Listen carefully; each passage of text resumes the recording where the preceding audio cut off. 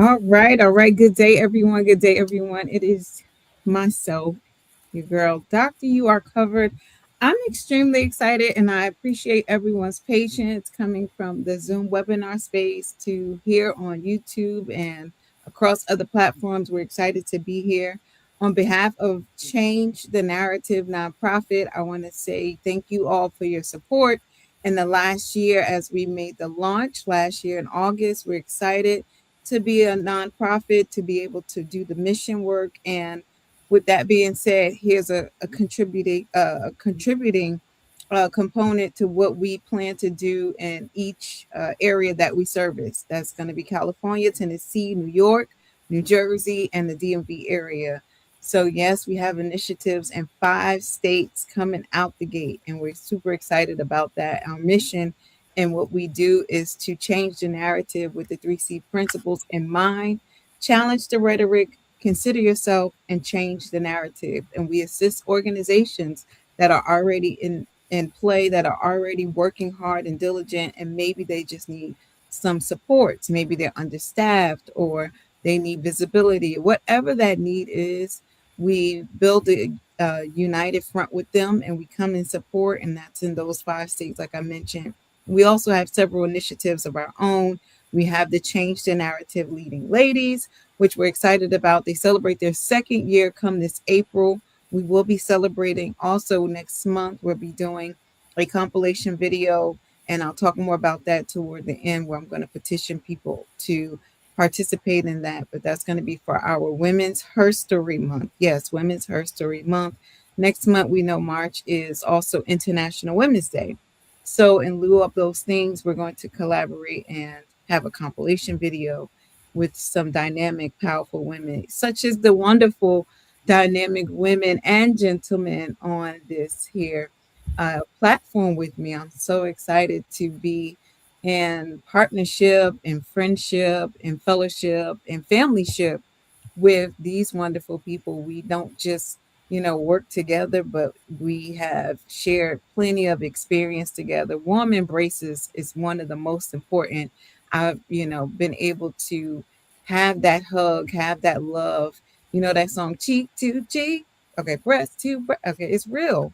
And I appreciate and love each and every one of the panelists. And not just for that, but they are very well established in what they do and their passions, and we have shared vision, and this is why we're coming together. So without going any deeper, because I'll have plenty of time to speak, and I want everyone to really get a chance to hear what they have to say about their different platforms and where they're from and what they have going on, but also to speak to their topics, which when I was doing the topics for this event, it was so interesting how everyone here came to mind. And I was like, well, I don't know, this person might not like the topic. They may want to do something else. And everyone got that same message. Yeah, I want you to do this because for me, it sounds like, what you can speak to, from what I know. But if you want to change it, go ahead and change it. And I'm so glad that it worked out that everyone was settled with their topic and even embodied it a bit like, oh, I can take this, and, they felt good and comfortable about it. So that's really amazing. What I'm going to do really quickly before we get into, like I said, the weeds of it in terms of me, I can go on and on and on and on, but I want to take a moment to introduce our guests, and as they come up, like I said, they will definitely introduce themselves and speak more about what they have going on. But I'm grateful to have Rita Ofari, who I am able to work with in the financial space. So we have that financial landscape that I will be talking about later on. But Rita is here on a more personal level. She's here to give us her own personal testimony and story as to how she learned history as a woman from Ghana that's been here in this country for some time. What does that look like? So we have a diversity aspect of this because the country right now, we can't say it's one or the other. It's a very diverse place. And we know they're coming and they said, hey, no more diversity, inclusion. That's fine. We're talking about the reality. Okay. When you go anywhere, you see a myriad of folks. So We appreciate you for being here. We also have my brother Teton Moffitt, who comes with a vast amount of experience from the political landscape to the parental landscape, which he's going to talk more about. And he has media background across all different sectors. So I'm excited. I'm excited because there's connection and somebody needs what Teton has and what Miss Rita has. And of course, peace God with my good brother Knowledge Born Allah has to bring, and he is going to talk about the brutal truth. We come from the concrete jungle, they call it. So there's some grit there. There's some real earth shaking and roses being blown through the concrete that my good brother Knowledge will speak to with the brutal truth. And I have my sister, my friend, many of years, and I mean many of years, all types of things have gone on, and we've shared so many of experiences. Dr. Trey Manisha Lamley from Richmond. Well, I'm not gonna say from because she already gonna tell y'all where she's from, but where she is currently, doing the work that she does is in Richmond, Virginia, and she's going to talk about history is now. And I'm excited because she's going to give us the educational landscape, which is necessary for any forward motion. And last but not least, myself, I'm going to come and I'm going to share information because, like I said, the financial landscape is fundamentally necessary for us to move forward. We have to have finances in this US system. A lot of the system in itself is based on currency. So I'm going to talk about UR currency.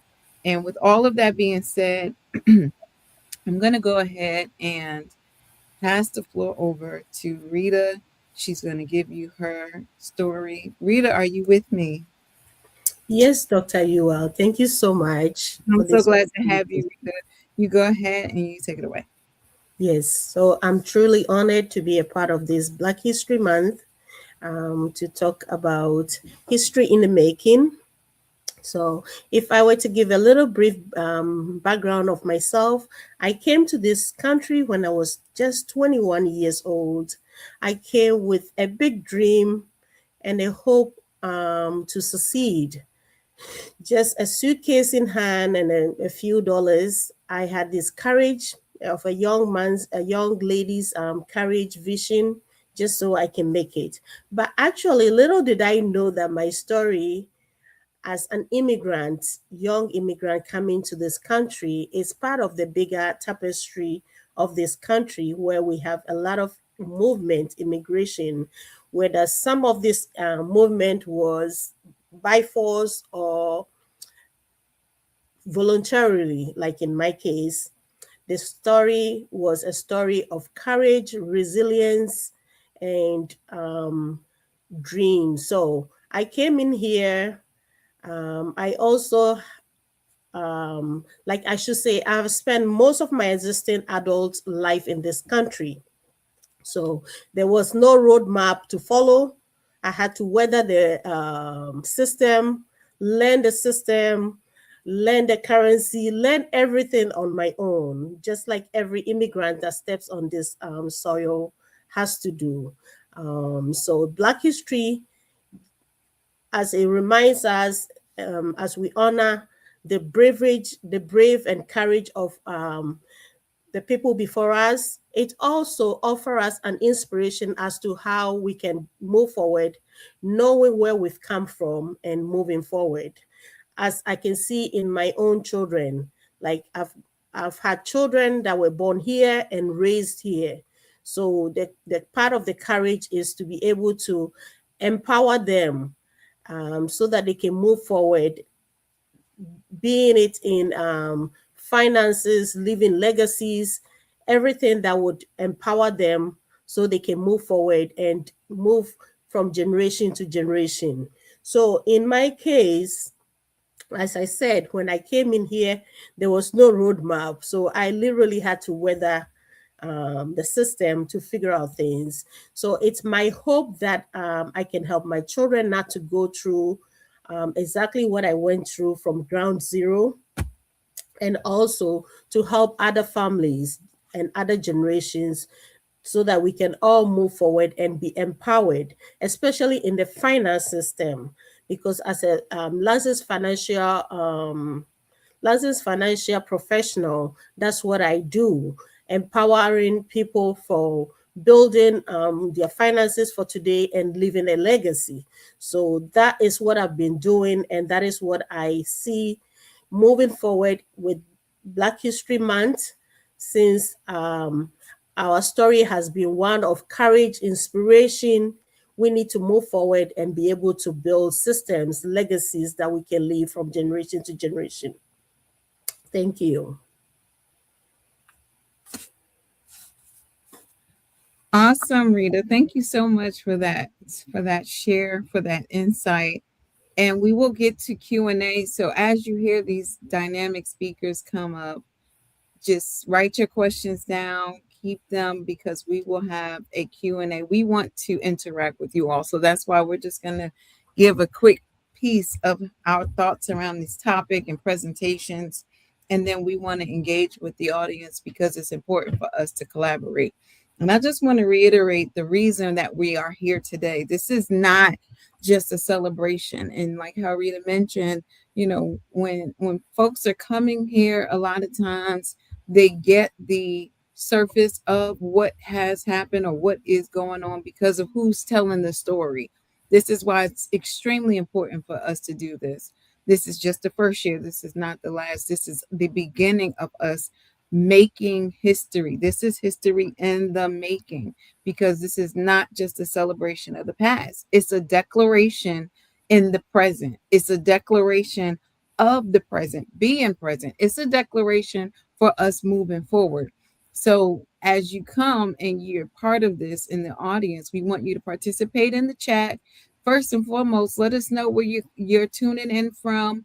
You know, how did you hear about us? Give us some insight, give us some feedback. Of course, we're going to all ask that you subscribe to the channel that you have joined in, and the other channels that are represented here. We want to stay connected. All right. So with that being said, you are a part of this. Your seat in this table right today is a part of history being made. So we will honor the past by declaring and investing in the present. We're going to equip attendees, you all, with wealth building strategies and financial legacy tools. We're going to foster community trust building and intergenerational wealth transfer. Like Rita said, we are wealth professionals as well. There are some other things we're going to announce later on, but this is why we are here. We are here to declare the present. With that being said, I'm going to go ahead and move to the next speaker for today. And when we listen to the people talking, as we transition into the panelists that will speak to their actual niche and lens and things like that, be mindful that these are journeys. It's a process. And we encourage everyone that's coming here to be willing, you know. Now I'll get into the why the willingness is so important when I present the information, but we want you to be willing to hear with a clean ear, and willing to, you know, absorb the information and be willing to collaborate. With all of that being said, I want to thank you, Rita, again, and to the next speaker, Teton Moffitt, strategic communications, 15 plus years, government, media, higher education, nonprofit, corporate sectors across the board. Teton Moffitt, you have the floor, sir. Well, first of all, I want to thank you all for this opportunity. I want to graciously thank the host, Miss UR, and the wonderful guests that are a part of this conversation. I'm grateful to be here. I had some slides, but I think that my slides, I can talk. So let me just cut my slides down a little short. I was asked to talk about how deep and how wide pride is, or the Black pride, or our history. And one of the things that I find very important, as the sister just finished speaking about her native country, is that this is a universal conversation, but I want to compact it down to real life experiences, because a lot of times we could consume a lot of narratives, right? A lot of the narratives that we consume are narratives of a ethnic group of people that look like us, of course, but sometimes those narratives are repeating itself over and over again, and they begin to sound like a program.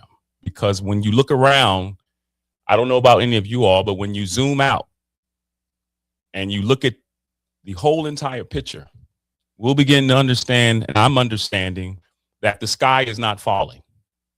I believe that we've been programmed to believe that the sky is falling, despair, woe is me, the black this, the black that, and blah, blah, blah, blah, blah, blah.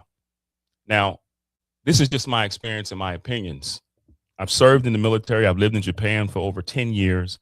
I traveled the world, and I had one of the most wonderful experiences experiencing culture and recognizing our identity all over the world. And when I came back to America, it's like, what's wrong with y'all folks? You know, these people all over the world recognize who we are. They understand our culture, and they mimic and they desire to be as though we are. So let's start here. When you think about the depth and the width of culture, our Black pride, our Black history, I find it important to first recognize those who have labored, those ancestors, those advocates, those builders, those visionaries, those individuals that sacrificed their families, they sacrificed their time. They were refusing to fight. A lot of them are still recognized and celebrated today, right? But what I want to submit to you all to get us to think outside the box is almost like taking a black circle and putting it on the wall and removing everything in that circle that you thought you knew and emptying that circle out. Just imagine this. And we hear about community. You know, I care about my community. We need to protect our community and do. But I'm of the belief, based upon my experiences, that the community starts within the mind. It starts between your ears. And I don't believe that how we can function without a sound mind. I'm not talking about perfection. First, community has to start within your mind. You have to recognize and understand what it is that you are called to do. Too often we have watched a lot of television and looked at enough YouTube videos and got the inspiration from the late Dr. Martin Luther King and of course the Malcolm X's. But I want us to really think about what's really important and what is our current issues of the day as we talk about the family, right? So if you have a wounded mind, right, you're going to produce a wounded community. Let's just start there. You can hand out as many juices, you can hand out as many food, you can do many shelters and all kinds of things. But if your mind is not stable, not perfect, but stable. Now, if you have a stable and secure mind, you have a secure heart, right? So your motives and your intentions, your desires to serve the community will be in you, not upon you, right? So it's not an act of celebrating or expressing how colorful I am or how ethnic I am or how passionate I am. It's, am I creating building for the future? And what does that look like? When we talk about pride, right? Our history of pride deals with resilience, right? Celebrating legacy, inspiring excellence, and building this Black brand, this Black excellence that we so passionately believe in. But I've come to realize that if we don't understand the importance of our families, our roles as fathers, our role as mothers, and get back to some foundational principles, because I think a lot of times we've been upgraded and downloaded and given information and being projected things that are not actually who we are. And so it's time to really look at our community. The first thing I've learned to believe is that if I've learned to discover my role as a father, if I heal my child wounds, if I begin to deal with me in a very honest way, because too often as a man, we would sit in the mirror and we can project whoever we want to be, right? We can become whoever we want to be. We have the downloads from the celebrities. And a lot of times we take our reference points from the entertainment industry to justify our position in society. And I think that's an error on the beginning of our conversation here. But what I've learned to understand is this: modeling a healthy home, not a perfect home, but having the understanding that you have to protect first your identity. And we fail to understand who we are. And so a good friend of mine, Mr. Common Denominator, we call him Clyde, he always used to tell us when we're looking for Black history and we're looking for Black excellence and pride, we need to go back home. Go back home to your grandfathers and your grantees and your aunties and sit with the elders and learn about who you are. We are a talented group of people. We're a very educated group of people. Don't misunderstand the narratives. But too often, we never get a chance to deal with our deficits because when everything is about image and how things look, we will never deal with the real issues. And now we continue to repeat the cycles. We're looking for saviors. We're looking for folks to replace this one or that one. Who's the next Malcolm X? Who's the next Barack Obama? Well, I want to present to you today, ladies and gentlemen, that I think that the family and the pride of the history and the legacy should start at home. It should start right here between your ears. Who am I? What is my purpose? What can I learn from the elders in the community? What narratives can I rewrite? And what information I can download to add to what I've learned and build legacy for my children and my children's children. Those are the heroes. That's the history for today, ladies and gentlemen. That's what I've experienced. I grew up in a family that was very militant, Black Panther family. My father became elected official. He was heavily involved in the community. He cared about his community. He demonstrated everything that was necessary. But I want to help us understand that everything must begin in our homes, in our stabilities of our mind, understanding the government that we have of our children. We've allowed a system and a society to rule over the things that we're responsible for. Yet, our greatest pride and our greatest glory is that we got a basketball player, we got the first entertainer, we got the first this one and the first that one. But I want to challenge men and women, and specifically the fathers, to consider the most important thing. In order for you to make history, and how deep that history is going to go is what your family says about you, what your community says about you, but most importantly, what your children say. Our legacy, our history has to be redeveloped, reestablished in the home. Now, I'm not talking about a whole bunch of legalism and patriarchy and all this kind of narratives that we're used to hearing on the internet. What I'm talking about is having the ability to recognize that even though I'm articulate, even though I can speak, I'm full of deficits, I'm full of shortcomings. What do I do to build an economic strategy? How do I build a framework to be a better father?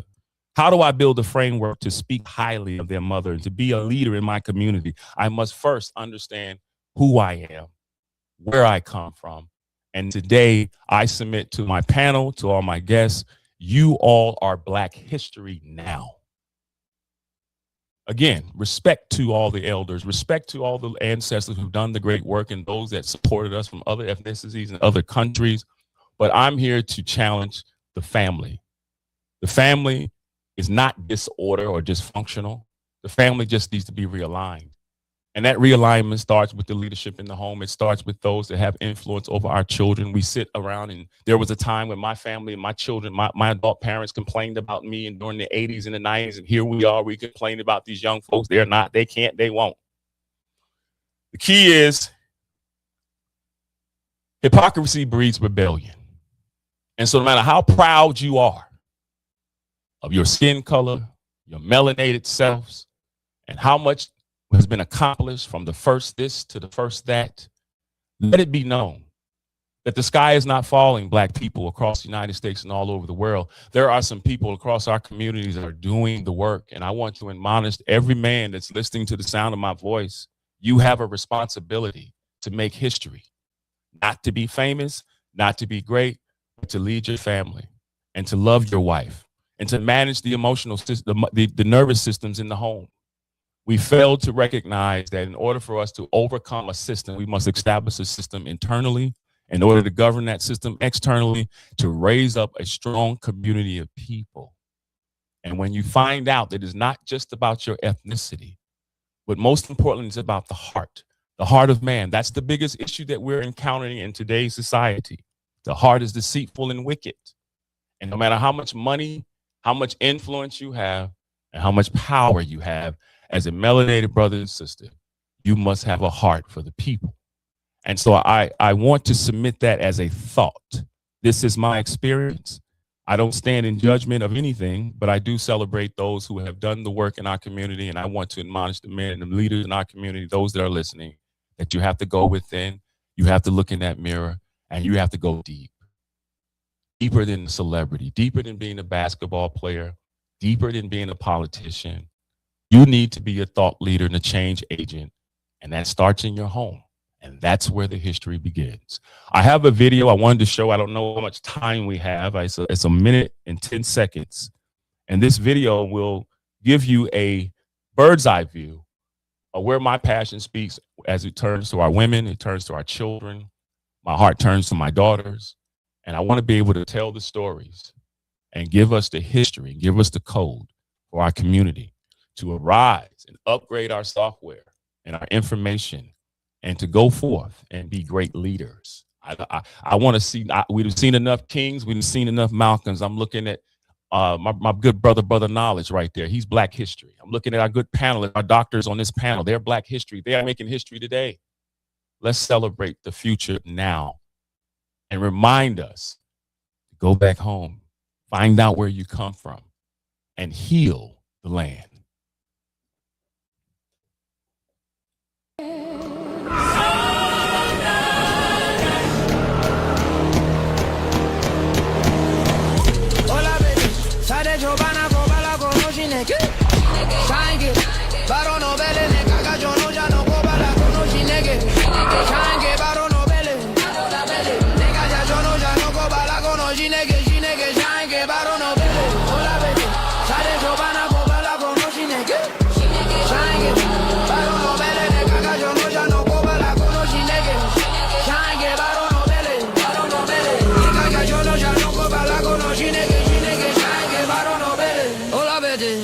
Giovanna Kubala conosci neghe Shange Baro Nobele Nega Giovanna Kubala conosci neghe Shange Baro Nobele Nega Gajono Jano Kubala conosci neghe Shange Baro Nobele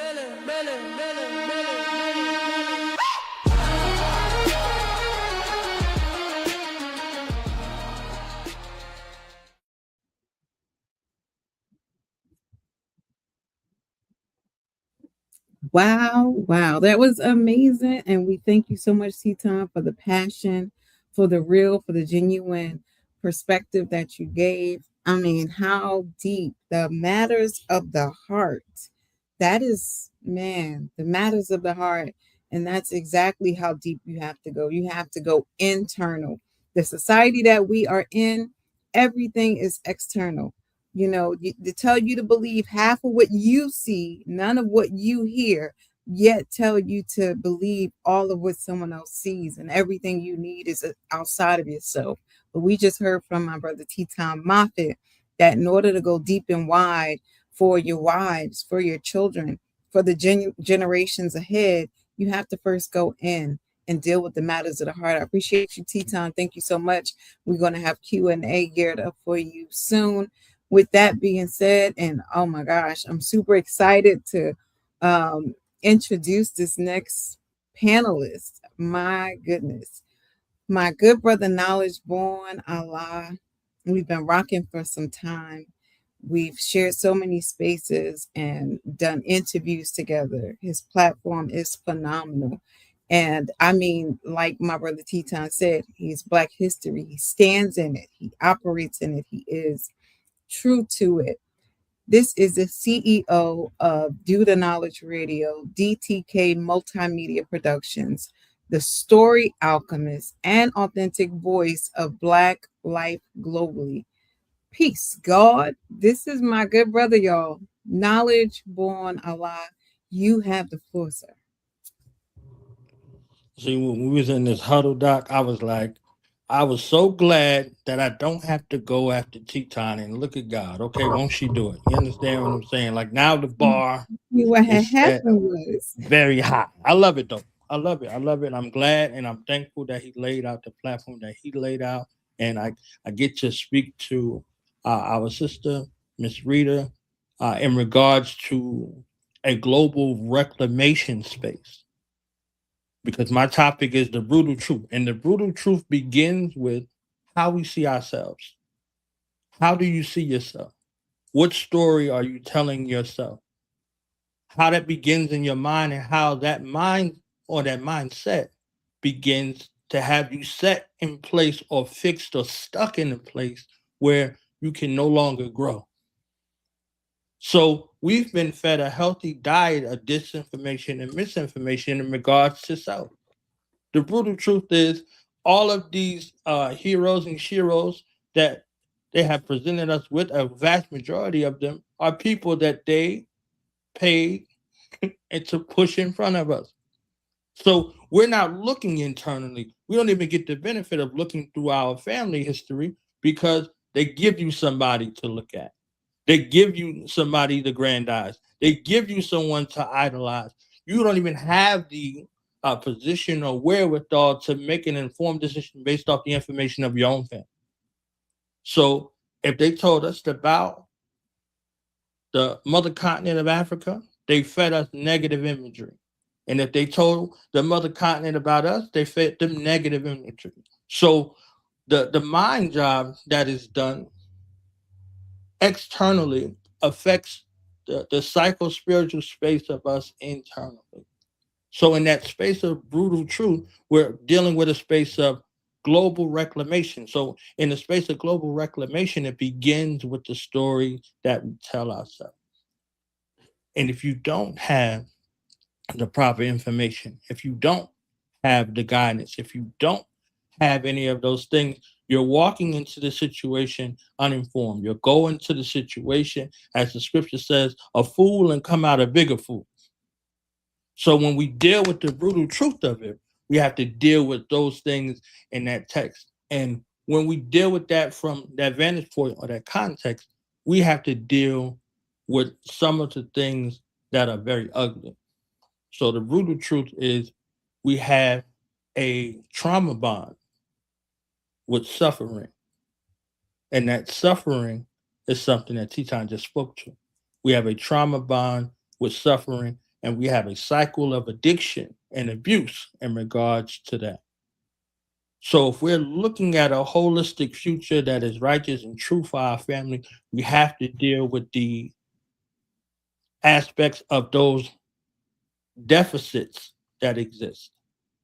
The emotional deficits, the spiritual deficits, the physical deficits, all of those aspects of those ones who have wronged us, who look like us. And oftentimes, it is the ones that are closest to us that are very brutal in regards to that. And that's one of those brutal truths. We cannot rise as a family. I won't even get into a nation. We cannot rise as a family until we address those concerns, because we have a cycle of mistrust that exists. So this becomes our history, past, present, and future. If we're fixed in that space or that ideology, we have to begin to remove those who have done wrong and who have done evil in that regard in order to wipe that slate out of the way and then begin the space of reclamation, a space of reconciliation, and that space of healing.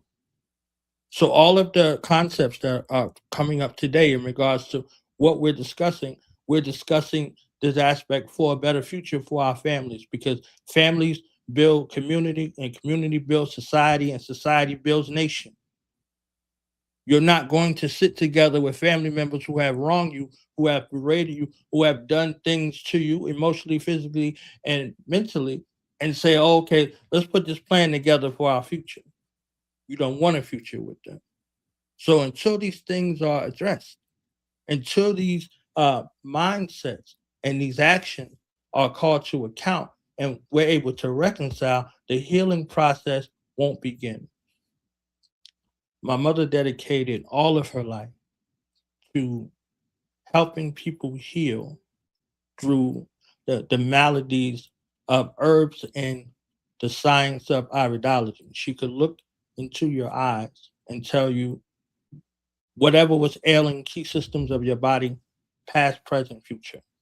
She was able to determine that space of inherited weakness and then the degree to which those key systems of the body were failing you, and prescribe you a prescription for this affliction.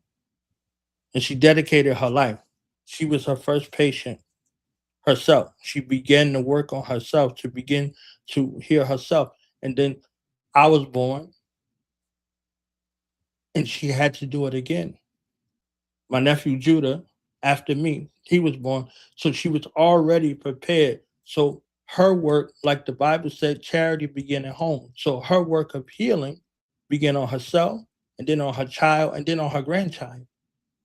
But the world got a benefit and increase based off of the things she was studying and learning, and how God guided her hand in that regard to know what it means to find someone ailing and to be a good shepherd, to be a good shepherd of wellness, to be a good shepherd of reconciliation, to be a good shepherd of wholeness, because we're having a holistic reformation across the globe. And as Titan was mentioning earlier, it begins in your mind.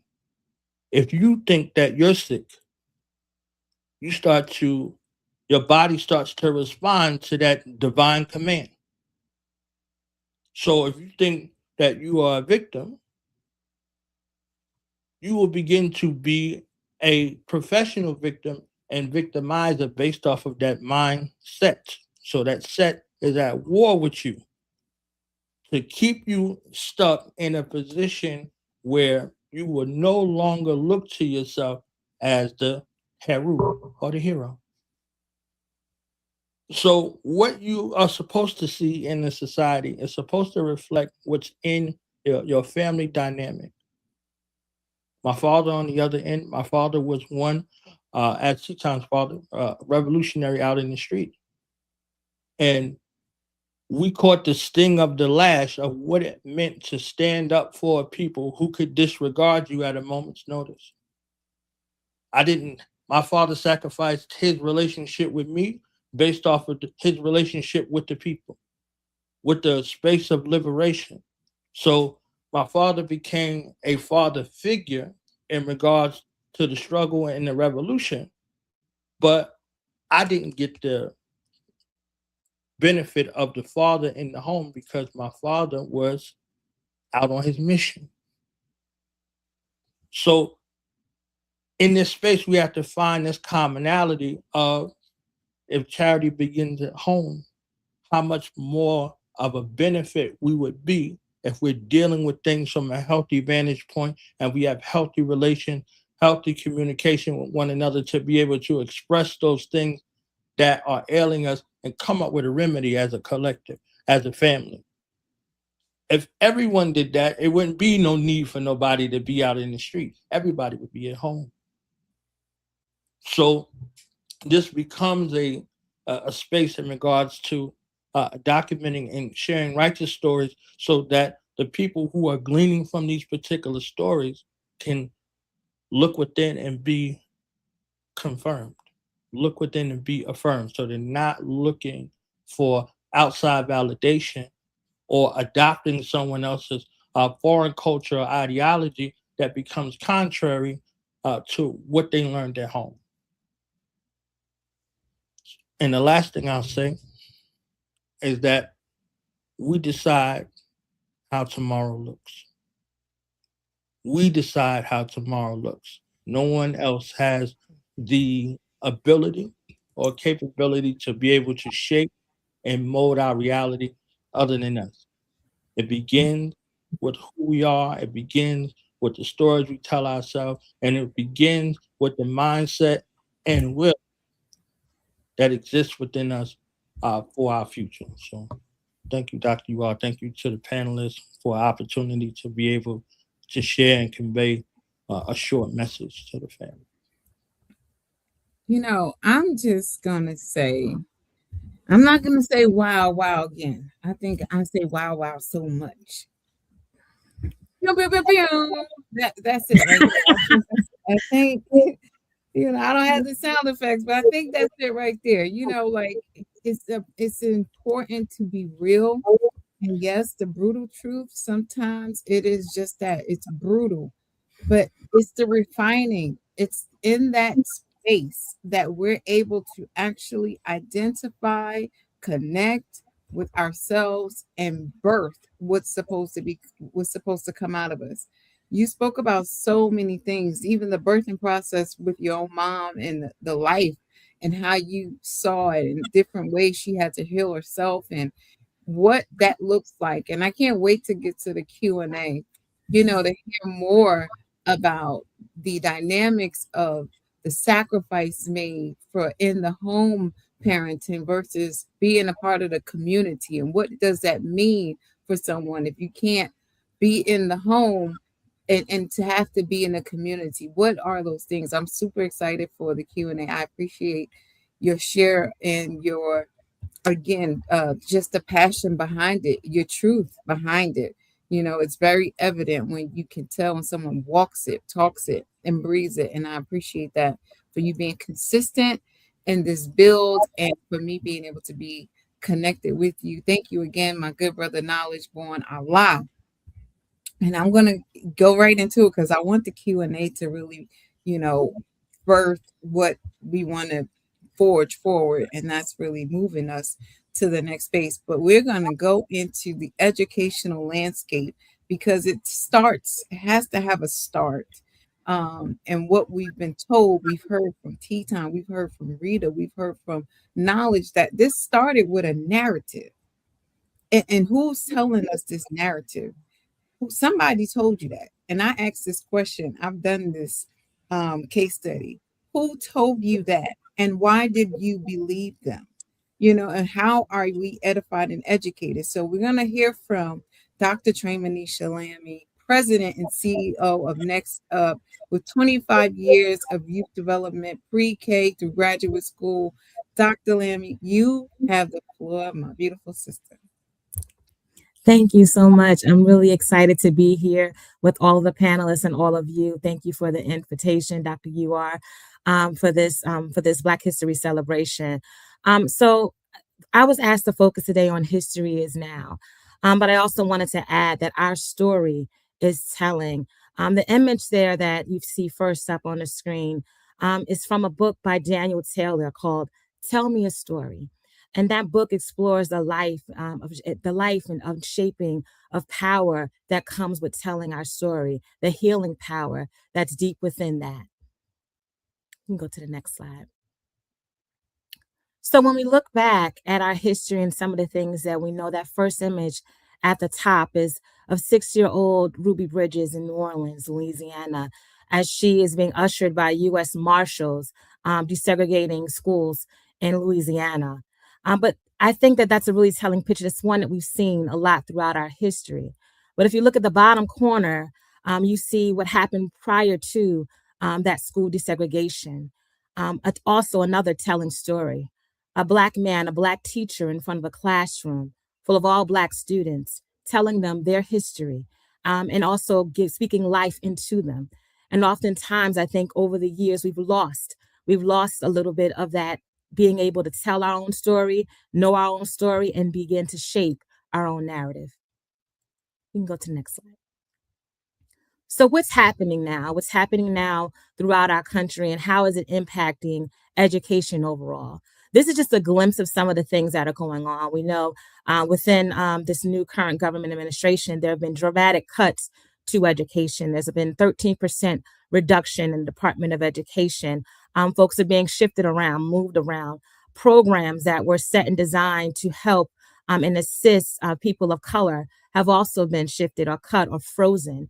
We're expecting and anticipating huge cuts to programs like TRIO, McNair, Talent Search, Upward Bound, which helped to make sure that young people of color had access, especially first-generation students, had access to quality education and were able to thrive in schools. And now those programs are under threat, under the guise of we must get rid of, or we must ban what Dr. UR called earlier DEI, right? So the fear and the threat of DEI, which actually stands for diversity, equity, and inclusion.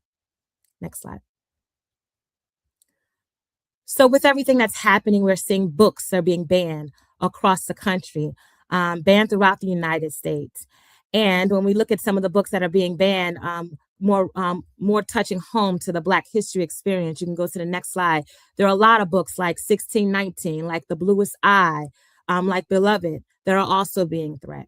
Why is this so important? Well, number one, numerous books are eliminated in schools, right? And so we know that we need to be conscious of the books that are being eliminated. But 30% of those books currently being banned include characters of color. They include Black authors.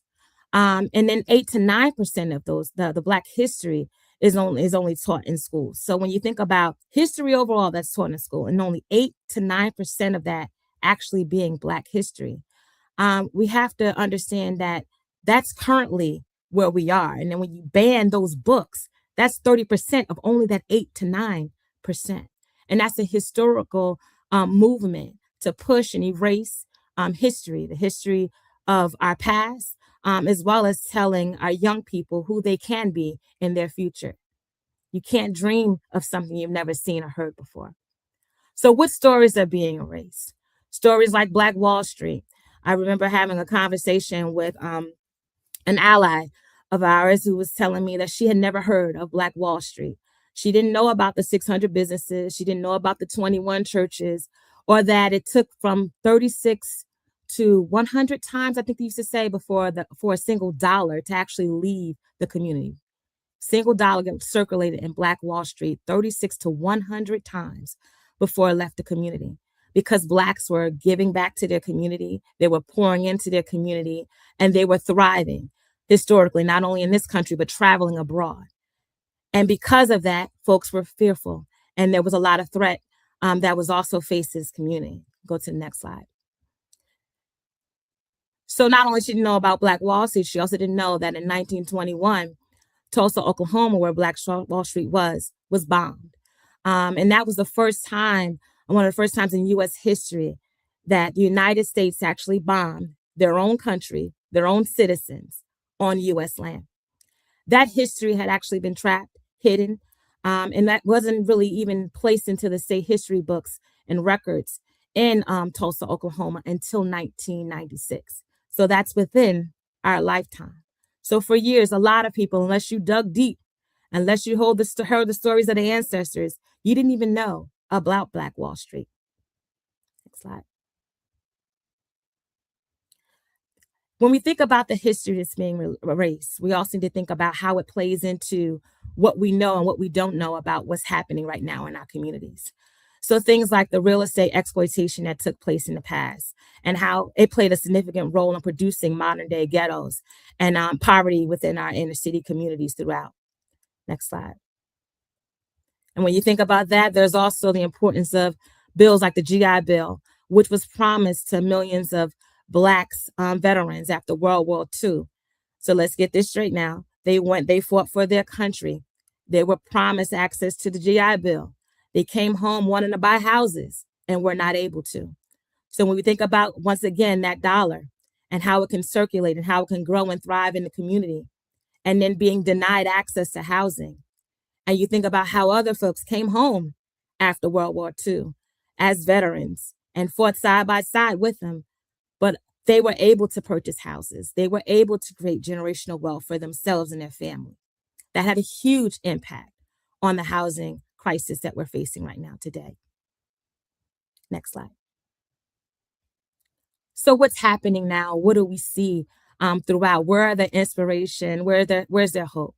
So this is just one of many stories of folks understanding, knowing, seeking, and learning the history, and also making sure that the future is brighter for their family. We talked earlier about the power of the family and how everything starts with community. Well, this Black family closed a 7-figure real estate deal. And what they did was they wanted to recreate modern day Black Wall Street in Mississippi. We also see in New Market, Atlanta, New Market, Black Wall Street, where there's Black owned businesses where you can kind of come and purchase and buy and learn about Black owned businesses in Atlanta. So throughout the community, there's a number of investments now of Blacks coming together, pooling together, understanding Black Wall Street and the power that it had made historically within this country and for families, and then also trying to restore that and reclaim the land and also reclaim generational wealth for their families. Next slide. When we think about history overall, I always like to say that, it's not just about, us reading history in books, although I love books, of course. But we also have to remember that we've always told our story. So when the books are being banned and when things are being pushed aside and policies are being implemented, we need to begin to think through how we're also sharing our story and making sure that it's shared down through the generations. And so this picture here is of West African griots. And one of the things that they used to always do was they told stories. They made sure that history was told within stories, through song, through music, through dance. They made sure that the communities knew about the history. And that's our call and our calling for today. Next slide. And what happens when history is told?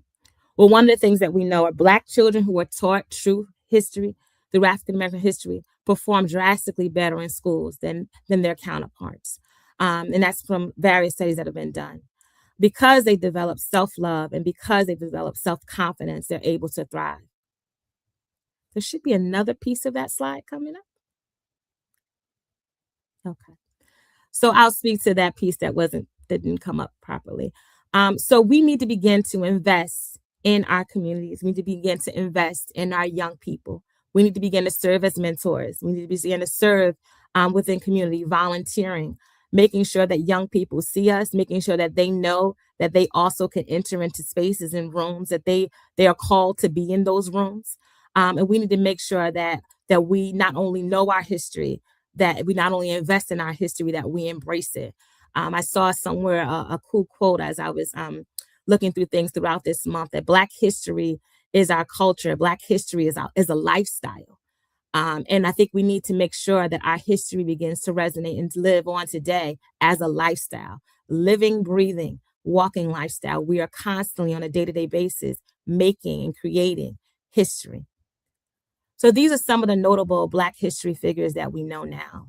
On one side, you have, of course, the Obamas. Everybody knows and loves just by looking at their faces. You have a lot of notable history, people that have made significant contributions to history in the middle. And you have Kamala Harris and you have Jasmine Crockett on the far left, my far left, I guess it's your far right. And they made significant changes and impacts throughout the year that have helped to kind of shape and reshape our narrative. But there's also folks that we don't hear of, that we need to know and tell their stories as well. Next slide. So these are some images of what Blacks were doing and how they were engaged during Reconstruction. A lot of people don't want us to know that Blacks did have power during Reconstruction. And so there are folks that are also fighting to tell that story as well, and teaching about Reconstruction. And so this image here is from Zen Education Project. And I encourage you all to definitely look into how they're beginning to restore the history and save it as these books are being eliminated and as schools are becoming more and more privatized and there's a push out from public education. There are people that are investing their time and energy in making sure that our history is stored, is restored, and lives on. Next slide. And when our young people know our history, they're able to act in ways and with pride, but also embracing who their true identity is. So the image here of this young lady shows a young person from a youth development program in New Jersey. And one of the things that they were able to do was to band together and actually lower the voting rights age for a school board election in the state of New Jersey, in the state of New Jersey through advocacy efforts. They also went around throughout the city of Newark to make sure that youth were registered to vote because they know the power of our vote and they know that historically people have fought for that power. And then the other picture and image there is from the Knownness of Reparations, a document, and it's created in New Jersey by the Reparations Council. And that report actually outlines step-by-step bullet points on things that we need to do now to make sure that there's reparations. And it's going to take shape in different forms right now as we're looking at Black health, as we're looking at Black housing, as we're looking at Black education, and what it means to making sure that we don't make sure that history doesn't negatively repeat itself, but that we're acknowledging our past, but embracing our future in a way that creates space and empowers not only the young people, but that are here right now, but future generations to come. Next slide. This is another effort by the Zen Education Project. I just encourage you all, I know we're short on time, but I encourage you all definitely look into it. They are also fighting to make sure that what they call is like legalizing Black education. And what they're saying there is like DEI is under threat. Folks are saying, take out this, ban this book, ban that book. But Black history shouldn't be something that's taught on the side. Black education shouldn't be something that's taught on the side, especially in this country. History now also means that it's our story. Black history, her story, it's our story. And we need to make sure that we get more than 8 to 9% in a history book or in a history class, because Black people have been so influential in not only creating this country and bringing it to where it is today, but making sure that future generations have access, whether they are Black or from other groups of color, have access in ways that they did not. As we're moving forward, I encourage us all to move from history to understanding her story, which includes the inclusion of Black women. I know we're about to enter into Black History Month. Dr. I could not leave without acknowledging that. But making sure that we're also putting all of those pieces together to tell our story, our collective story. So when a young person comes up to us and says, tell me a story, we can tell them a powerful story, a story about our history, a story about the multiple possibilities that exist for them in the future and all the ways that they can grow and thrive. If you did it before, you can do it again. And I know that that is something that we want to make sure that our young people know and understand, that they stand on the backs of wisdom, of people that are strong or resilient, not only the historical figures that we lift up and we see often, but those folks that we may not know or remember all of their names. So it's important for us to make sure we say their names, that we tell their stories, and that we speak it to one another as we embrace our history. Thank you. Amazing. Okay. Pew, pew, pew. I need a sound. I see Street Magic is here with us in the listening section as a participant. He usually does the pew, pew, pew, pew. So I appreciate everything that you shared. God said, ask and you shall receive, just like that. Just like that. I appreciate that. Thank you, my good brother Knowledge. God says, ask and you shall be given. And before we go into the panel, I'm going to give a piece of what I'd like to share, but I want to speak to something Dr. Lammy said. She said that there are attacks, there have been attacks, but somehow or another, we still in here showing up. And I have a thought that, you know, I sit in different conversations a lot. Most of you all know me affectionately and professionally as Dr. Yar Covered, right? And I sit in a lot of these spaces, be it audio space, boardroom space, round table discussions, masterminds. Oh my goodness, so many. And there's a narrative or rhetoric that is suggesting, what are we doing? What is the melanated American doing? They're not doing anything. And I'll even hear folks that come from immigrants that come, you know, that chose to be here, ask what y'all doing, or have this expectation that we're supposed to do something. And it's interesting that they don't recognize what you just mentioned, Dr. Lammy, when you said there was plenty of melanated Americans in the construction of this United States of America. And it's unfortunate that only 8%, I think I heard you say, of our story is, you know, shared in the way that all of the other history is shared, because people don't realize that American history is our history. They're looking for some specialized history. To Teton's point, you know, the sky is not falling. We've been here. To Knowledge's point, we're home. Some of us are home, and we need to recognize it as such. And some need to do, you know, go back home to your family line before you start going out on a, you know, tangent with a bullhorn, or you're trying to go and save the community and sacrificing so much. Make sure home is established. You know, when I think about these things, and you mentioned some of the books that are under attack, I can't help myself. We have I mean, that was such a scholarly approach. And just to transition into, like I said, this next space of just appreciation, our Good Brother Knowledge Born Allah not only has one, but he has several books, and these are ebooks. When I say they are phenomenal, you all may or may not know. I took my daughter out of school, public school, 7th grade, and I homeschooled her. And I homeschooled her from 7th grade to 11th grade. When my Good Brother Knowledge established these books and published these books, the first thing I did was incorporated it into the curriculum. I homeschooled my daughter from 7th grade to 11th grade. Her first and only year of high school is this current year, where she's a senior, National Honor Society inductee, several full rides to several universities, some including St. Mary's, St. Peter's, Montclair State, Rutgers University, just to name a few, because there are more. Why am I saying that? Because some people fear going home. Some people don't trust themselves. We spoke about some of the trust earlier. Some people are not aware that you have everything you need. So yes, you can dispel the narrative rhetoric about us not having patience with our children. We just heard an educator say not only are we educating children, but we're doing it in school time and out of school time.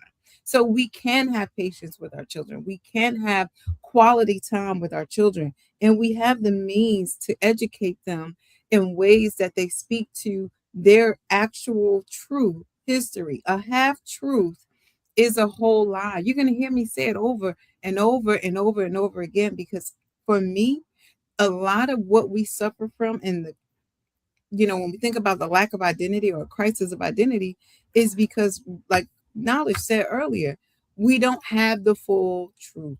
We need the whole truth. So a half truth is a whole lie.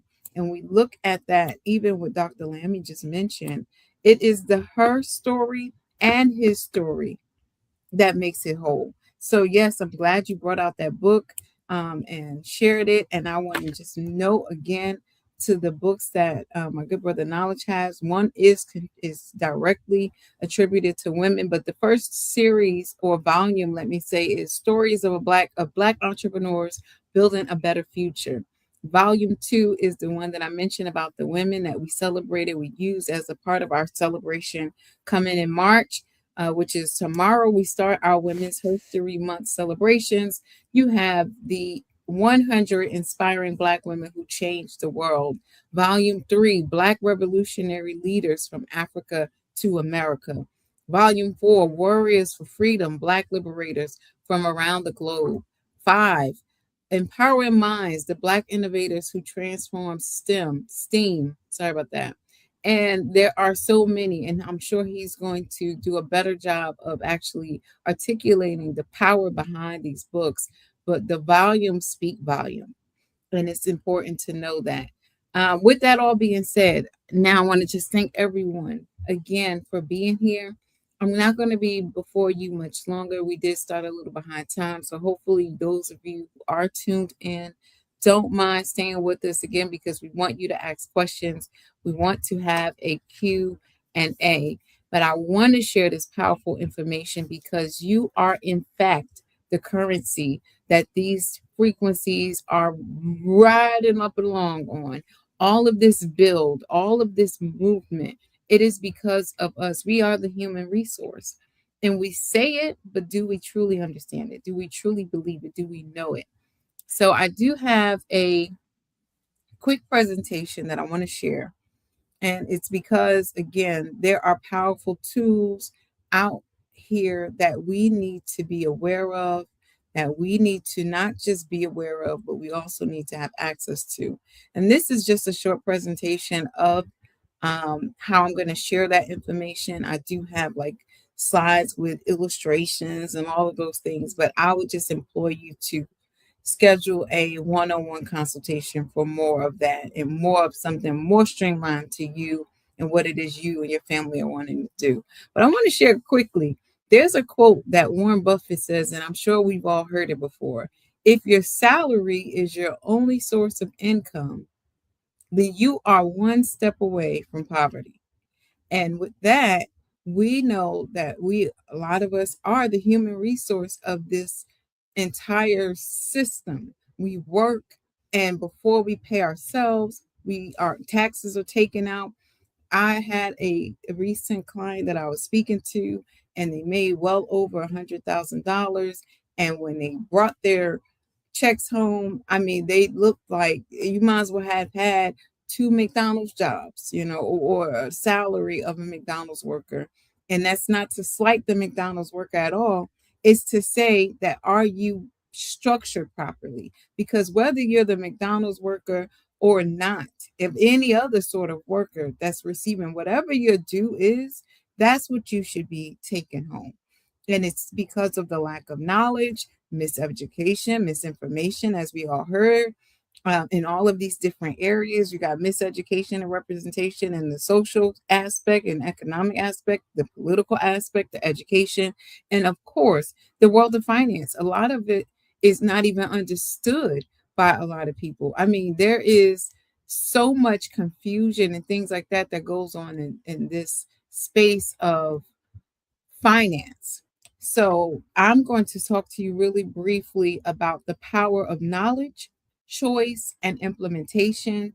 I'm speaking to you in this regard, not as Dr. UR Covered, the conversationalist, but I'm putting on my Dr. UR Covered, the senior manager with Xperia Financial Group, the economic empowerment advocate, the public speaker, the mother, the person that is coming just out of love. This is part of my mission. It is in me, like T-Time mentioned earlier, not upon me, okay? Like, it is in me, not on me. So let's again talk about the confusion and the system overload as we move forward, right? There's such an information overload that people are thinking, go ahead. People are thinking that they are being informed, not recognizing that the overload of information is just being, my good brother Baba says, you are drowning in information. So we're talking about navigating the complexities of the financial decisions, which we know can lead to overwhelm and confusion. And that is the present state. As we talk about this present, you're not overwhelmed like last year's overwhelmed. No, it is not tomorrow. It's in the moment. You are overwhelmed. You are in confusion, some to the point of analysis paralysis. And it is essential for us to sift through this. We talked about, I think T-Time talked about going deep and wide with the matters of the heart. It's important to take those moments of reality checks, of clearing through the noise and the chaos, to focus on understanding key concepts that transform information into actionable wisdom that will empower you, that empowers you, and that will continue to empower you in managing your estate. And why am I using estate? And you're not just managing your estate, but managing your estate effectively. But why am I using the state? I'm using the state because when you transition from here, from this earth, guess what this same system refers to you as? The system refers to you as in the state, and most folks don't catch it. They don't see the connection in that. You are the estate. So, this is something, okay, you can move on. This is something that I want to bring truth to power, bring light to, because while we know the system tells us to work 40 hours, the unfortunate part is that about 40% of all of what you work for is all you're going to retire with. And you have less than 40 years, unfortunately, to enjoy even that of which you have stored up to retire if you go by the system. If you do not decide to adhere to not just information, but to gain the knowledge, and then not just to gain the knowledge, but to implement the knowledge, to build into wisdom, that you can move this not just into awareness or like what they say, the woke culture, but to move into moving the needle forward, implementation, that action. That's what's important. And to do that, to know that, you have to first understand that you are currency. You are the driving force. You are the power. You are the estate in this. And to do what's necessary within the system, learning the tools, learning the rules, learning the players, understanding the language, understanding the time stamps and the dates that matter in this system. These are all things that are very, very important. So you have to manage your estate by understanding life insurance with living benefits and your financial worth and planning your estate. These are tools in this system. These are the languages, the verbiage in this system that we operate in. We just aren't aware. Now, when I talk about life insurance with living benefits, I'm talking about a tax code. So it's not like I'm just talking about go buy a product. I don't sell life insurance. Unfortunately, there are tons of agents who do that may not even concern themselves enough to know what the tool is they're selling may be. But me, I don't sell life insurance because I went and I've investigated and I've learned so much more. It's beyond just being a licensed professional. Yes, that's true. But I really delve into the implementation of how we can use this tool, like where does this tool really fit in our practical lives. So my niche, and this is just to note it, is really to help entrepreneurs, to help individuals and families and organizations. And when I say individuals and families, I mean as an entity, as a trust, as a family trust. We'll get into that and definitely get more into it, and when you all have your consultations. But it's really to help folks understand that these tools are not new. When you hear the news broadcaster talking about these new accounts that Trump is doing, trust me, you can go back one, they're not new. These accounts have been around. There are tax codes that govern them. And life insurance is one of those many tools that we have been told a half truth about. We've been told it's death insurance. And we've been told that it's temporary. For the most part, our people, anyone that looks like us, have been targeted to only purchase term, which is a temporary policy. Now, I'm not speaking against it because there's a place for each type of policy to work and benefit a person. But it's something much greater out there. And that's going to be that policy, that index universal life policy, more specifically, because it has the living benefits. And there are other term policies and other benefits, other products that have the living benefits attached. But again, it's only temporal. So with this, if you were to, not if, when, right? When we think about our culture, we're talking about the history and how some of our folks have had bad habits. They were taught bad habits and they suffer from critical illnesses. They suffer from terminal illnesses, chronic illnesses, that if and when that were to happen, you have that death benefit while you're alive to assist you and to help you and your family move forward. So you don't have to worry about, the financial weights of this life that we know. How are you going to pay your mortgage or your rent? How are you going to take care of the car, the finance, the insurances, the debt, the retirement, education? You still have young people. There's so many things. We talked about that initial confusion space. This is where you clear up, go ahead, all of that confusion with proper structuring. And we first do that by understanding the truth of wealth, what wealth truly is. We talk about generational wealth. We talk about, being wealthy, but do we understand what that really is? So understanding true wealth and its components, and you all, for the most part, know I like mnemonics and acronyms. So of course, I would not be myself if I did not have one for the true meaning of wealth. Willingness. Remember, I noted willingness in the earlier part of this webinar, because there's so many people who separate. They leave each other. Okay.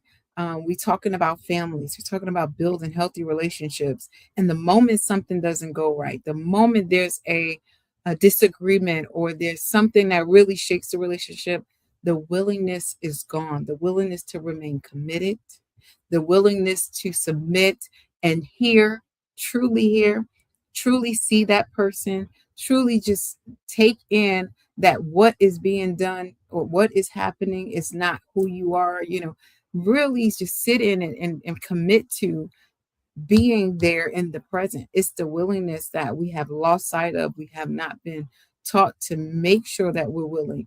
I even speak on willingness in terms of accepting a compliment, accepting credit and honor. Sometimes I hear people, and I've been guilty of this myself in the past. You say, "Oh, Dr. Yar, you look nice today." "Oh, not, this is nothing. You know, this old thing."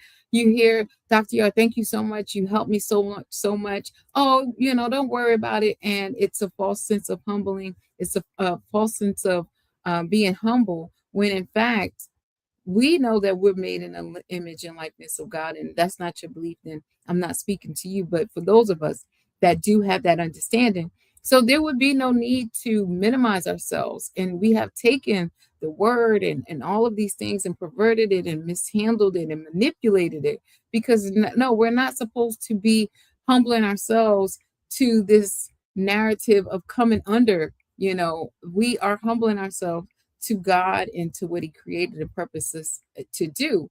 And with that comes willingness to submit one to another, as scripture says, and to hear one another, the openness to learn, not just about who we are, like we were mentioning, going back home and learning who we are. But once we know who we are and we understand that, where do we go? We learn about the financial opportunities and the systems that we are operating in. Not saying that that's, everything. It's just the way that we operate in this society.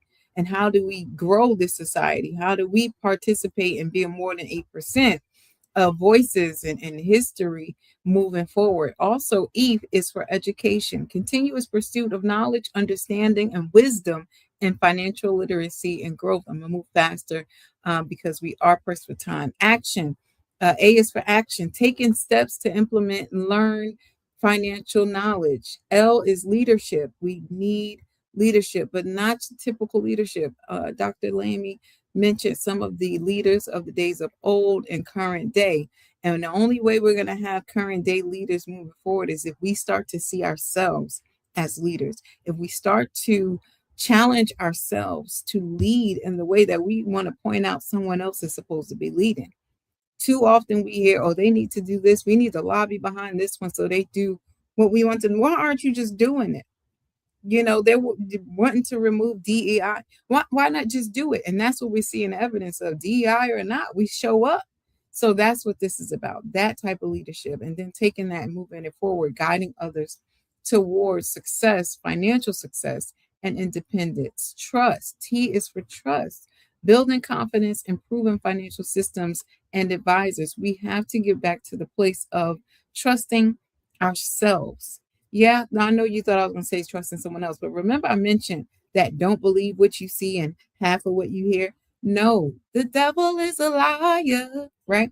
You have to learn to trust yourself. Trust that you are going to consider all of the components necessary for you to make healthy decisions. Trust that you're going to take care of this temple, that you're going to do the best for yourself, and you're going to treat and love others as you love yourself. That type of trust. Then trusting into proven systems. That systems in the household, because it has to be order. That systems in the workplace, that systems in your community, that systems in your internal system as we move on and we talk about health, but then also those that are put in positions, some teachers, some prophets, some preachers, all of that. But yeah, some people are just professionals like myself, licensed in this or certified in this or have a doctorate in this and that, because they have gone to get the insight. And even when you get to the advisor, and this is important, you trust but verify. So this is not a message to trust blindly and just jump up. No, trust but verify everything that I'm speaking to you today. Go on some of these platforms, these sites of these insurance carriers, and see what they say about themselves. Go on F&G and see if it's A rated, A plus rated, A minus. Make sure you go and vet whatever the information is. And that's with anything. That's a part of our 3C principles. Lastly, we have H for health, and that's prioritizing physical and financial wellness in life. It's important for you to be able to stand strong, be knowledgeable, be in the know, and action and going into action in order to pass the message on wholly. It's because people are just taking a bit of it. You have enough information to argue, but not to have a conversation. That's another bottom line, because it's important for us to have enough to really go deep and wide, like what Teton was talking about. All right, you can move on. And for us to take those efforts, that gives us now the power of choice. If we take the initiative to do those steps that we mentioned and take the information and put it into implementation, we have the power of choice. Making informed financial decisions is essential for building wealth. With the right knowledge and understanding, you can confidently navigate complex financial options, ensuring that your choices align with your goals. And to know your goals, you got to know yourself and lead to sustainable prosperity for yourself and your community. Starts with yourself. Okay. So I'm sorry, my eye is really bothering me for some reason. Something's in it. But managing your estate is what follows that, directly follows that. Once you have the knowledge and the understanding, you're starting to implement. How do you do that? First and foremost, we can move forward.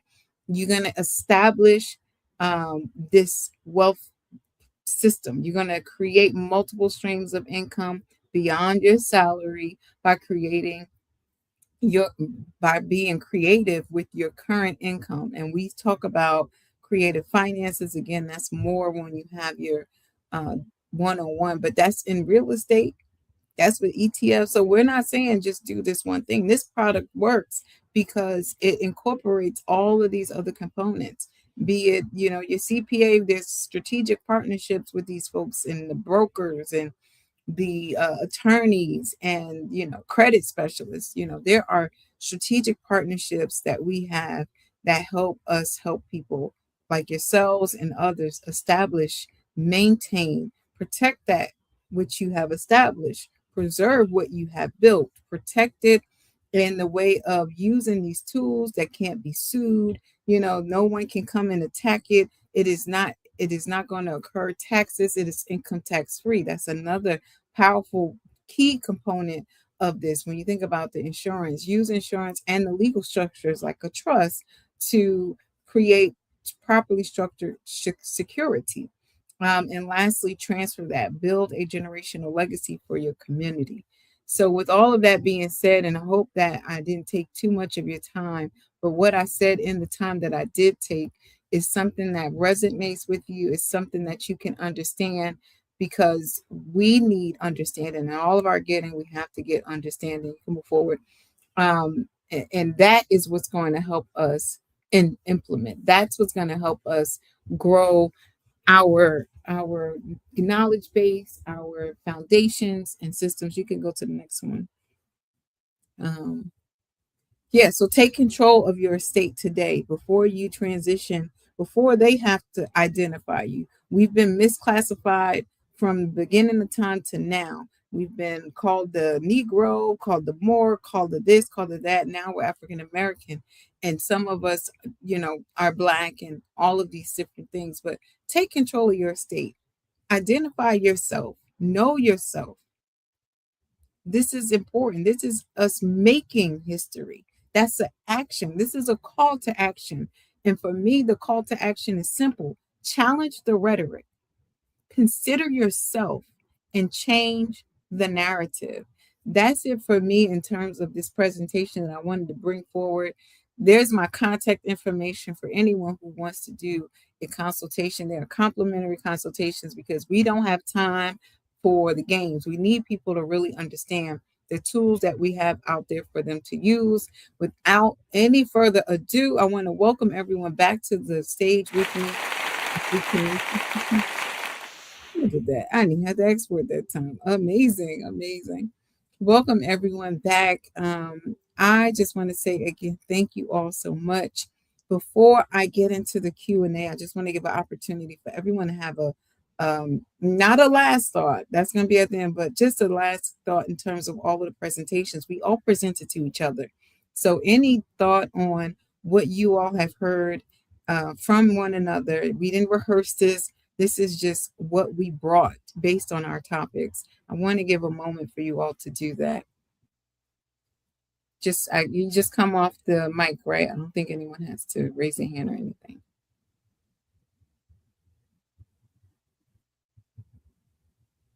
No. All right. So there's no, look, y'all quiet. Don't get quiet now. Y'all had a lot to say during y'all little segments. Now y'all want to get quiet. Okay. No, I will not pressure you. There's so much more to discuss.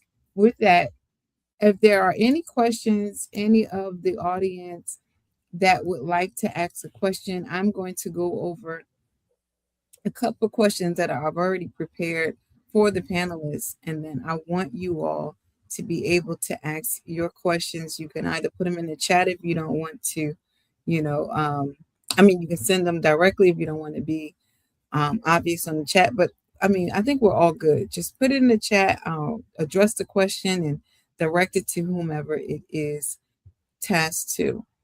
All right, so without further ado, I'm going to ask the entire panel to answer this first question. This question is, what is the single most important lesson from Black history that the world still has not fully learned? And what does it look like to live that lesson out loud today? We can go in the order that we presented in, or as it comes to you can just come off and answer the question.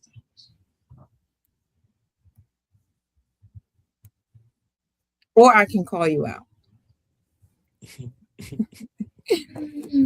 Or I can call you out. So what is the single most important lesson from Black history that the world still has not fully learned? And what does it look like to live that lesson out loud today? I think the lesson for me is that it's right now. We are the story that is being told. Our descendants will look back and say, what were we doing right now? How do we prepare for them? How do we make sure that we left a legacy behind? And so I think that a lot of times people think that history is so far away, and they forget it was yesterday. They forget it was this morning.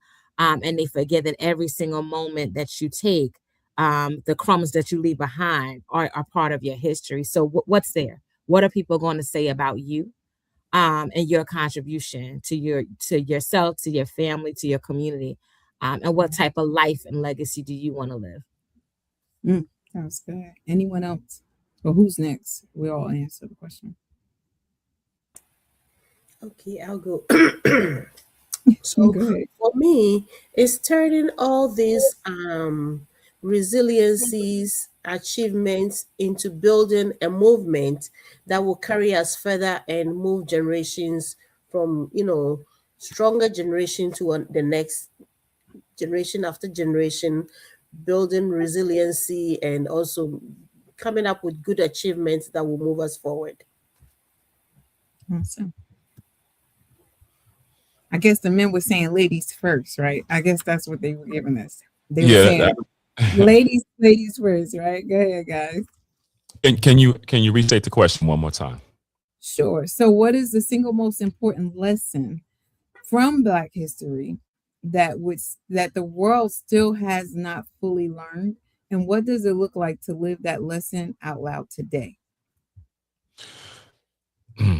I think the greatest lesson to live out loud is the external healing that you receive as an individual. And I'm just talking from a man's perspective as it relates to Black history. A lot of times we're functioning with a lot of knowledge, a lot of strength, but the resiliency and the tried by fire is not just about white people. I think that as men, we have to get to a place of understanding that in order for us to be successful in building the foundation for our history, and I'm talking about the history of those that look like you, first and foremost, your community, your family, we have to get an upgrade. We have to get past thinking that we are victims. We have to get past believing a lie. We got to get past thinking that, the sky is constantly falling and Black men and Black women are just so desperately in trouble. We have to become who we are, who we say we are, the pride we are as a people. We have to exist within us. And that framework has to be built within us first so that we can distribute that strength into our children, into our families. And I think that's history. When I think about your children celebrating the accomplishments of their mother and how great their mother was and the hours that they worked, the mother worked, and the sacrifices that they made, and the children take what they saw what their mother made and they add to it. They learn the lessons and how to communicate and be emotionally regulated. And they learn how to understand that there is value in therapy. There is value in getting outside and learning how to Amen. you understand what I'm saying? So I just think those lessons have been learned personally from me, and being able to teach my children and teach my daughter that I don't have to carry the weight. And I don't got to put as my wife would say, I don't have to put myself on fire to keep somebody else from burning. Mm. So that's my thoughts on that one. Wow. All right, my good brother Knowledge. I got caught up again. You understand what I'm saying? I was like, I'm gonna go before tea time. You got to be quicker than that. Right. Tea time hand me that baton, and I'm gonna run the race. Yeah. In Matthew chapter 9, verse 35 to 38, Christ was talking to the people, and he said that the harvest is plentiful, but the laborers are few. The harvest is plentiful, but the laborers are few. So that means that the part of the whole has to do the work now that benefits everyone. So the harvest is plentiful. It's enough for everybody. It's abundant, right? The earth gives from her majesty abundance. God gives from their space abundance, right? But the laborers are few. So we are not looking at the laborers. Who qualifies to a laborer? You know, what it means to be a laborer and what that means. If we're not imbuing the people with that in regards to the future, then that's one of the lessons I think that are sorely missed. Like, you'll hear people quote it, but in the actualization of that process, what does that mean? Mm-hmm. How do you instruct the laborer for their work? Mm-hmm. What sort of process does it go about to identify one who has the characteristics and the necessary qualifications to be a laborer? Now, who has the set ability to be able to instruct one? What are the qualifications? What are the skills? You understand what I'm saying? So when we out there about our work, are we carrying forth the proper instruction for our labors? So the harvest is there. That means that there was a process where there was nothing. There was nothing, right? And then there's a process of planting seeds. Then there's a process of adequate sunlight and irrigation. Mm-hmm. But before all of that, there's a process that exists in the mind of the laborer to till the ground, to prepare the earth, to disturb the earth in a way so it can be transformed. So if we're looking at all of these aspects, every one of these aspects has to have due regard. So the laborer must be in the right mind frame in order to approach the labor. If they're looking at this labor as painstaking or a chore, then that's going to be the result of the harvest. But if the harvest is plentiful, that means that everything that's involved in the process understood its role, and not only did they perform their role, they exceeded their role. Mm. So when you plant the seeds, automatically you have to have a mindset of patience, compassion, and care. You're walking this earth. You transform this earth. Beneath this earth, it looked and it appeared one kind of way. It might have looked desolate. Right under that is useful land. So you're planting these seeds, and you're planting them in a manner, but you don't determine the hour that they begin to bear fruit. Mm-hmm. You have to be okay with that. Mm-hmm. And you have to approach that situation as you're walking this earth every day in commune with her, that the seeds that you planted are going to bear fruit. And know that before you ever see the fruit, There are weeds. There are weeds that come up. And those weeds come up, and we look at the weeds, and oftentimes we curse the weeds, but the weed is proof that of life. Mhm. The weed comes as a test to the seed. So if the weed sprouts up, that's life there. It's presence of life. So it grows as a marker that there's life that's there. So now it's going through the space of gestation, meaning it's growing in the womb, like our narratives and our stories are growing in our mind. So if you're feeding that negative energy or negative resonance, that's what's growing in gestation in your mind. But when we get to the harvest is something for the collective to enjoy based off of the fruits of the labor. But the laborer still remembers that in a couple of days, they have to go back out and start the process all over again. Do it all over again. That's right. So the harvest is proof of concept. The harvest is proof of life. The harvest is proof of laudable efforts. The harvest is proof of the decree that exists with that contract between heaven and earth, right? As above, so below. As within, so without. That sort of connection and connectivity. So if you have this connection to your story, you're writing the story, or you're living the story, or you're following divine instruction with the mind frame of the harvest and working backwards, and not focusing on the painstaking labor, but the harvest, the bountiful harvest. The harvest is for the people that didn't even know they needed something to eat. You understand what I'm saying? So Christ is saying in this story right here that the harvest is plentiful, but the laborers are few. If you got all of the laborers together and painted in their mind what this labor was for, so they could see the harvest, it would be more laborers. So we have to be able to place into the minds and the hearts of our young people that this is not a chore. Learning about themselves is not a chore.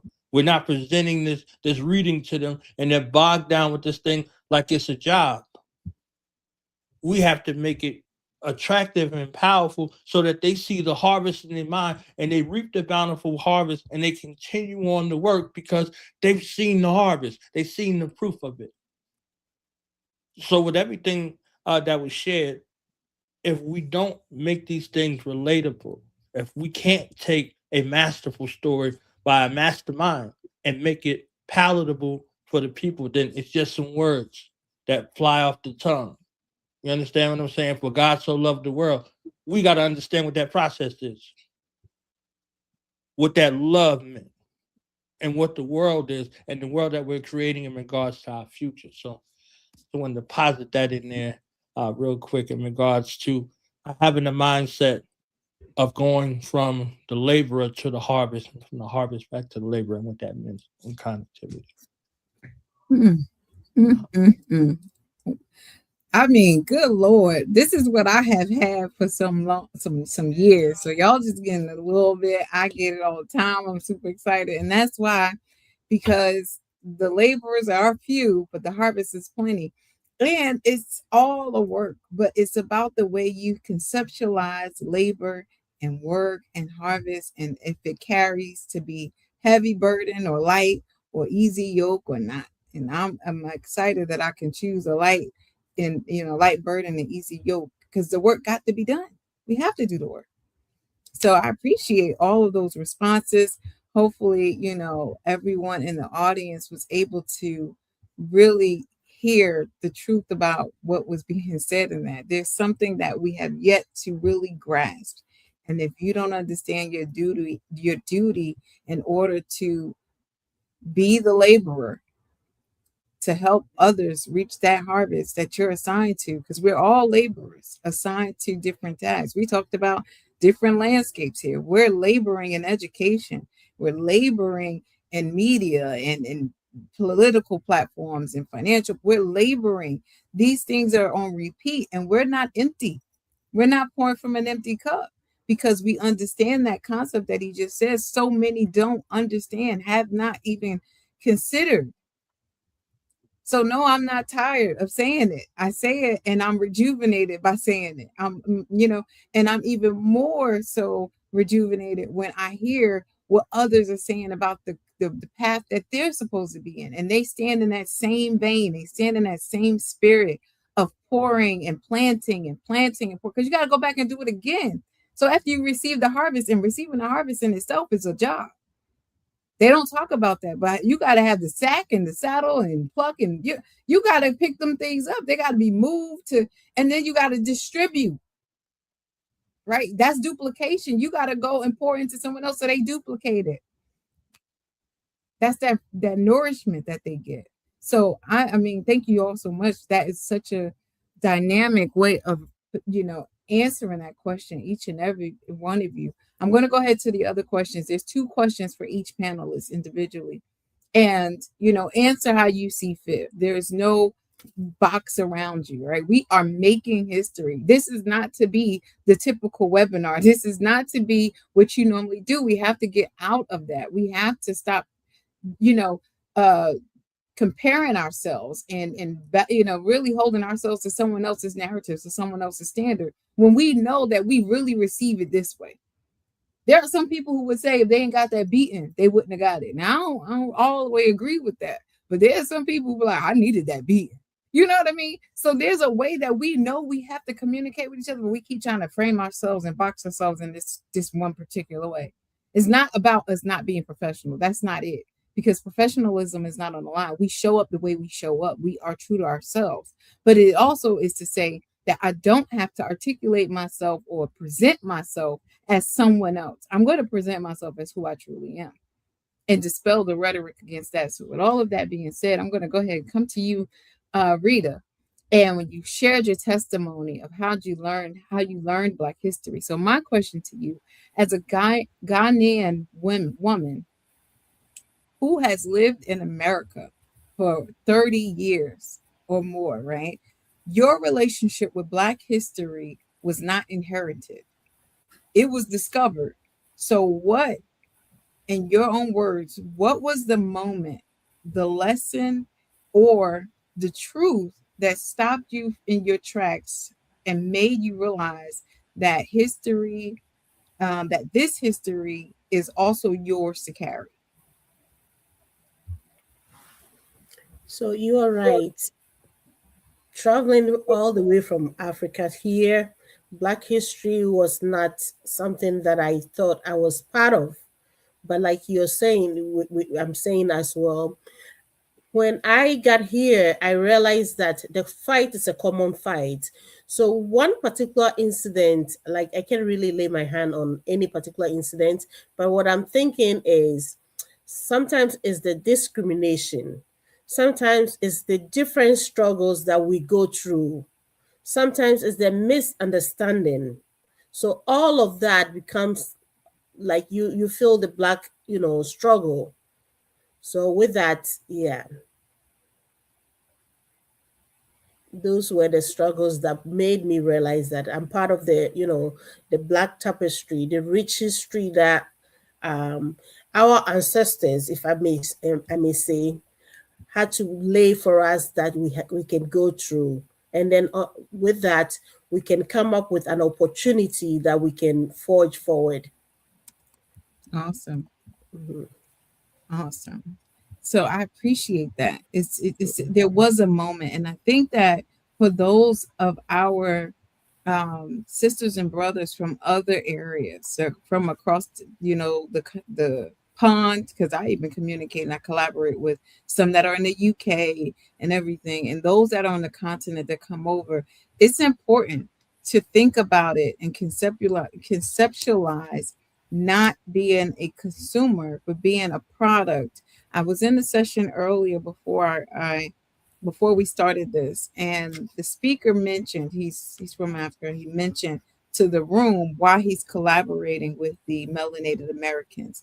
He said that he is not going to be a consumer anymore. He's going to be a producer.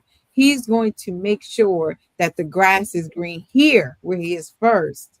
And that's important because that's the one that, I didn't answer that first question, but this is the one thing that I don't think that, the world has really understood is we say, come here, but you're divided. And Rita and I, we've had extensive conversations about that divided, that unsettled. I'm here, but my mind and my heart is somewhere else. That's what this country has been built on. You can't say colonizer and not understand that something else has interrupted you. Even when I talk about the world of finance, right? One of the things I say about this product and why it's so powerful is because it's uninterrupted compound and interest. Well, that compound it doesn't have to be finance. It could be our emotional state. It could be what we call ourselves, how we speak to ourselves, what we listen to, what we accept. If it's on repeat, if it's consistent, if it's continuing, it's just constant, you're not going to be, you are this, you oppress, you slavery, you a lie. That's what I'm going to say. You a lie. The truth is not in you, okay? It's a no for me. And sometimes you just have to understand that you have to put on your face mask. T-Town was mentioning, we're in a plane and that plane is going down. Yes, it is selfishness for you to think that you could save the world and not consider yourself. You are doing it out of order. It says to love yourself, that 2-letter word, as you love your neighbor. First and foremost, loving God with all your heart and mind, but that isn't itself loving yourself. So you're going to put that mask on yourself so that you can breathe. And if you needed to help someone, even if they were to lose consciousness, you can help them if you have your means of breathing. But if not, you're both gone or you're all gone. So it has to be where we identify that it's for us to pick up our cross and walk. It's for us to be the laborers so that the harvest don't be stiff. I know I used to talk about stiff here. It can't be stiff. It has to be plentiful, abundant. So thank you, Rita, for that. The next question I'm going to ask is going to go into T-Time. Well, let me ask you another question, Rita. I have two for you. Let me ask you another question. You work daily, you said, with helping families avoid financial loss and build dependable income. How does understanding the deliberate economic exclusions woven into Black history sharpen your urgency of the work that you do? How does it, do you knowing now the system, you being aware of how the system does cripple and has always put, the Black American or the melanated American in a particular or peculiar spot when we think about systemic racism? With that, not even with that being a challenge, but even understanding how do you make that an urgent part of the work you do, and what financial tools and strategy do you use, or that you would hope for everyone in every family to implement if they're hearing you tonight? So, like you said, we're always at a disadvantage, right? They burn down, they push down everything. So using the financial, leveraging the financial strategies to build legacies for our family. So you could utilize anything that can build a good legacy for the family, pass it from generation to generation. You could also utilize strong financial understanding, the literacy part of it, also to build. So it's almost like you can start from anywhere, any angle, because as a people, we've always not have the right information. So for part of my job is to also educate the family, let them know where to start, how to protect themselves, how to build legacies, how to even build wealth. So we sit you down and then we draw a plan, knowing what your goal is. We can help you out so that you can build something that you can pass it on to the next generation. Awesome. So, yeah. Thank you so much for that. Exactly what you said. We have to consider, if we were to see it, and this is an interesting way of looking at it, but if we were to see it as we all have a similar struggle, would that change the dynamic and change the narrative on how we consider each other? Right? Why do we need to hold on to my slavery was worse than yours? Why do we need worse or more or the most? There's so many aspects of how we try to validate what we're saying. If you truly understand and know what you're saying, you don't need this comparison factor. You don't need to put most and these ghost people behind it, because you don't even know most. That's the truth. So just say what it is. And if you stand on that, then let that be the case. So often it's like, oh, woe is me. Nobody had it like we had it. So now what? So now you get the prize of having it the worst. Now what? There still has to be something that's done. So whether it was worse or not becomes irrelevant, to the degree of lack of motion. If that's what you want to do, if that's what you need it for, you stay stuck, that's not going to work. We need you to move. So with that being said, I'm going to go ahead and move on to Teton Moffitt. Thank you again, Rita, for your response. And thank you, of course, for being a part of this webinar. I appreciate you. And to Teton, whose topic was how deep and wide, and Teton talked about his understandings about, the world and its view of us, and how it could try and stifle us to not go deep enough. And he talked about the matters of the heart. And I want to ask a question that's maybe a little beyond what we may have heard from you, just from your background and what I know you to do. So you move through these platforms and the boardrooms and the government chambers and different newsrooms and even classrooms. And in each space, in each of those spaces, how differently is Black history told? And in your experience, which space has been the most resistance in telling the full unfiltered truth? And emphasis on unfiltered, because you've been in government chamber. Oh no, let me not emphasize that. Go ahead. Oh man! So the story of Black history being told in multiple spaces. Well, I have to go back to a story.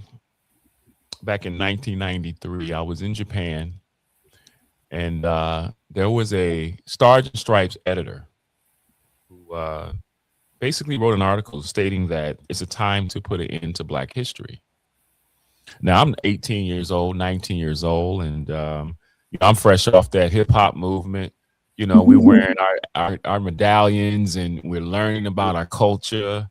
And I had the audacity to write a 4-page letter to the editor of the military newspaper. Now, I'm a service member, and I basically gave him or her, I don't recall, a lot of commentary and a lot of history.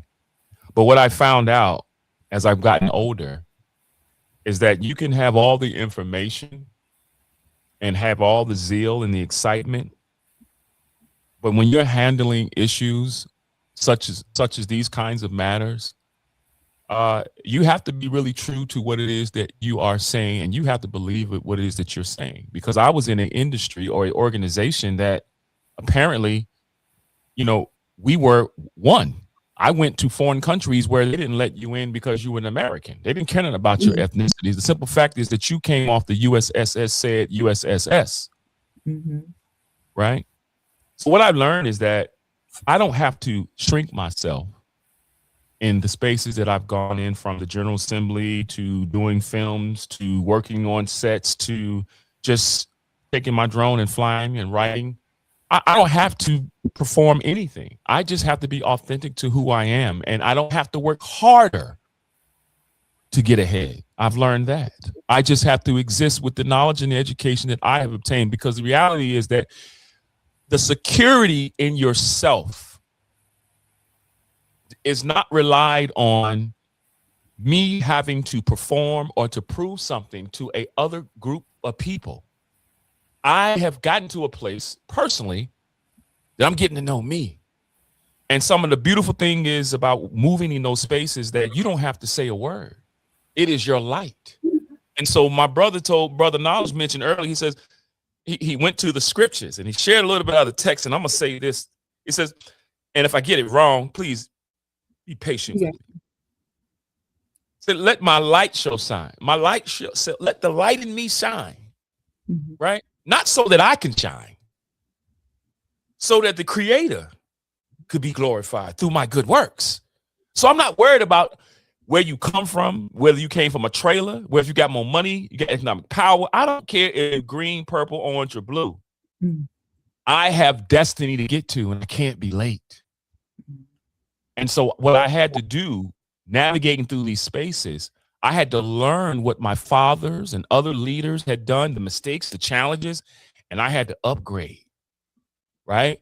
So today, an iPhone 3, you ain't calling nobody with no iPhone 3. You ain't getting in touch with nobody with no Palm Pilot.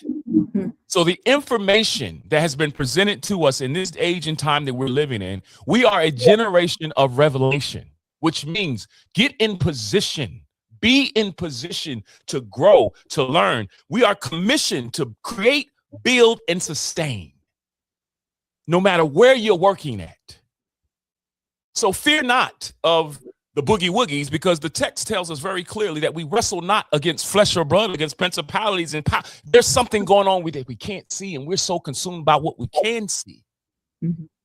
So that's why I find the victory and the discovery. And I'll leave with this: as deep as your healing and as wide as your love, right? As consistent as your discipline, as accountable as your character, build from the inside out. That's where you're going to find your victory. That's where you're going to get your strength, because greater is he that's in Teton than all this stuff that's going on, the orange, the blue, the green. I could care less, because I have destiny in me, and I know this, and I'm trying to share this, and hopefully that you feel and understand what it is that this panel is saying. There's no more excuses. The sky is not falling. We're growing. And the best way to grow is in darkness. I have to shake my head. Woo! My goodness. You know, powerful, powerful. I mean, all of that and more. Snaps, clap it up, because that position in that question. And you know, Teton didn't answer my question, y'all. Teton decided what he needed to say and what needed to be said. And I said, answer the question, you know, however you want to. So I appreciate that, because sometimes, you know, the world is pulling you to do something, but what you're called to do is what you have to be obedient to. What you're supposed to say and do is what you have to be obedient to. And because we want to, you know, get through it, and I don't want anyone to feel rushed as much as possible. We all, you know, really short on time. I'm going to just ask Teton that one question. He gave so much in that one question. I think it's okay to move and ask our good brother Knowledge. Nope, I'm not. I'm going to change it up for my good brother Knowledge, because he said on 2 times he had to come behind Teton.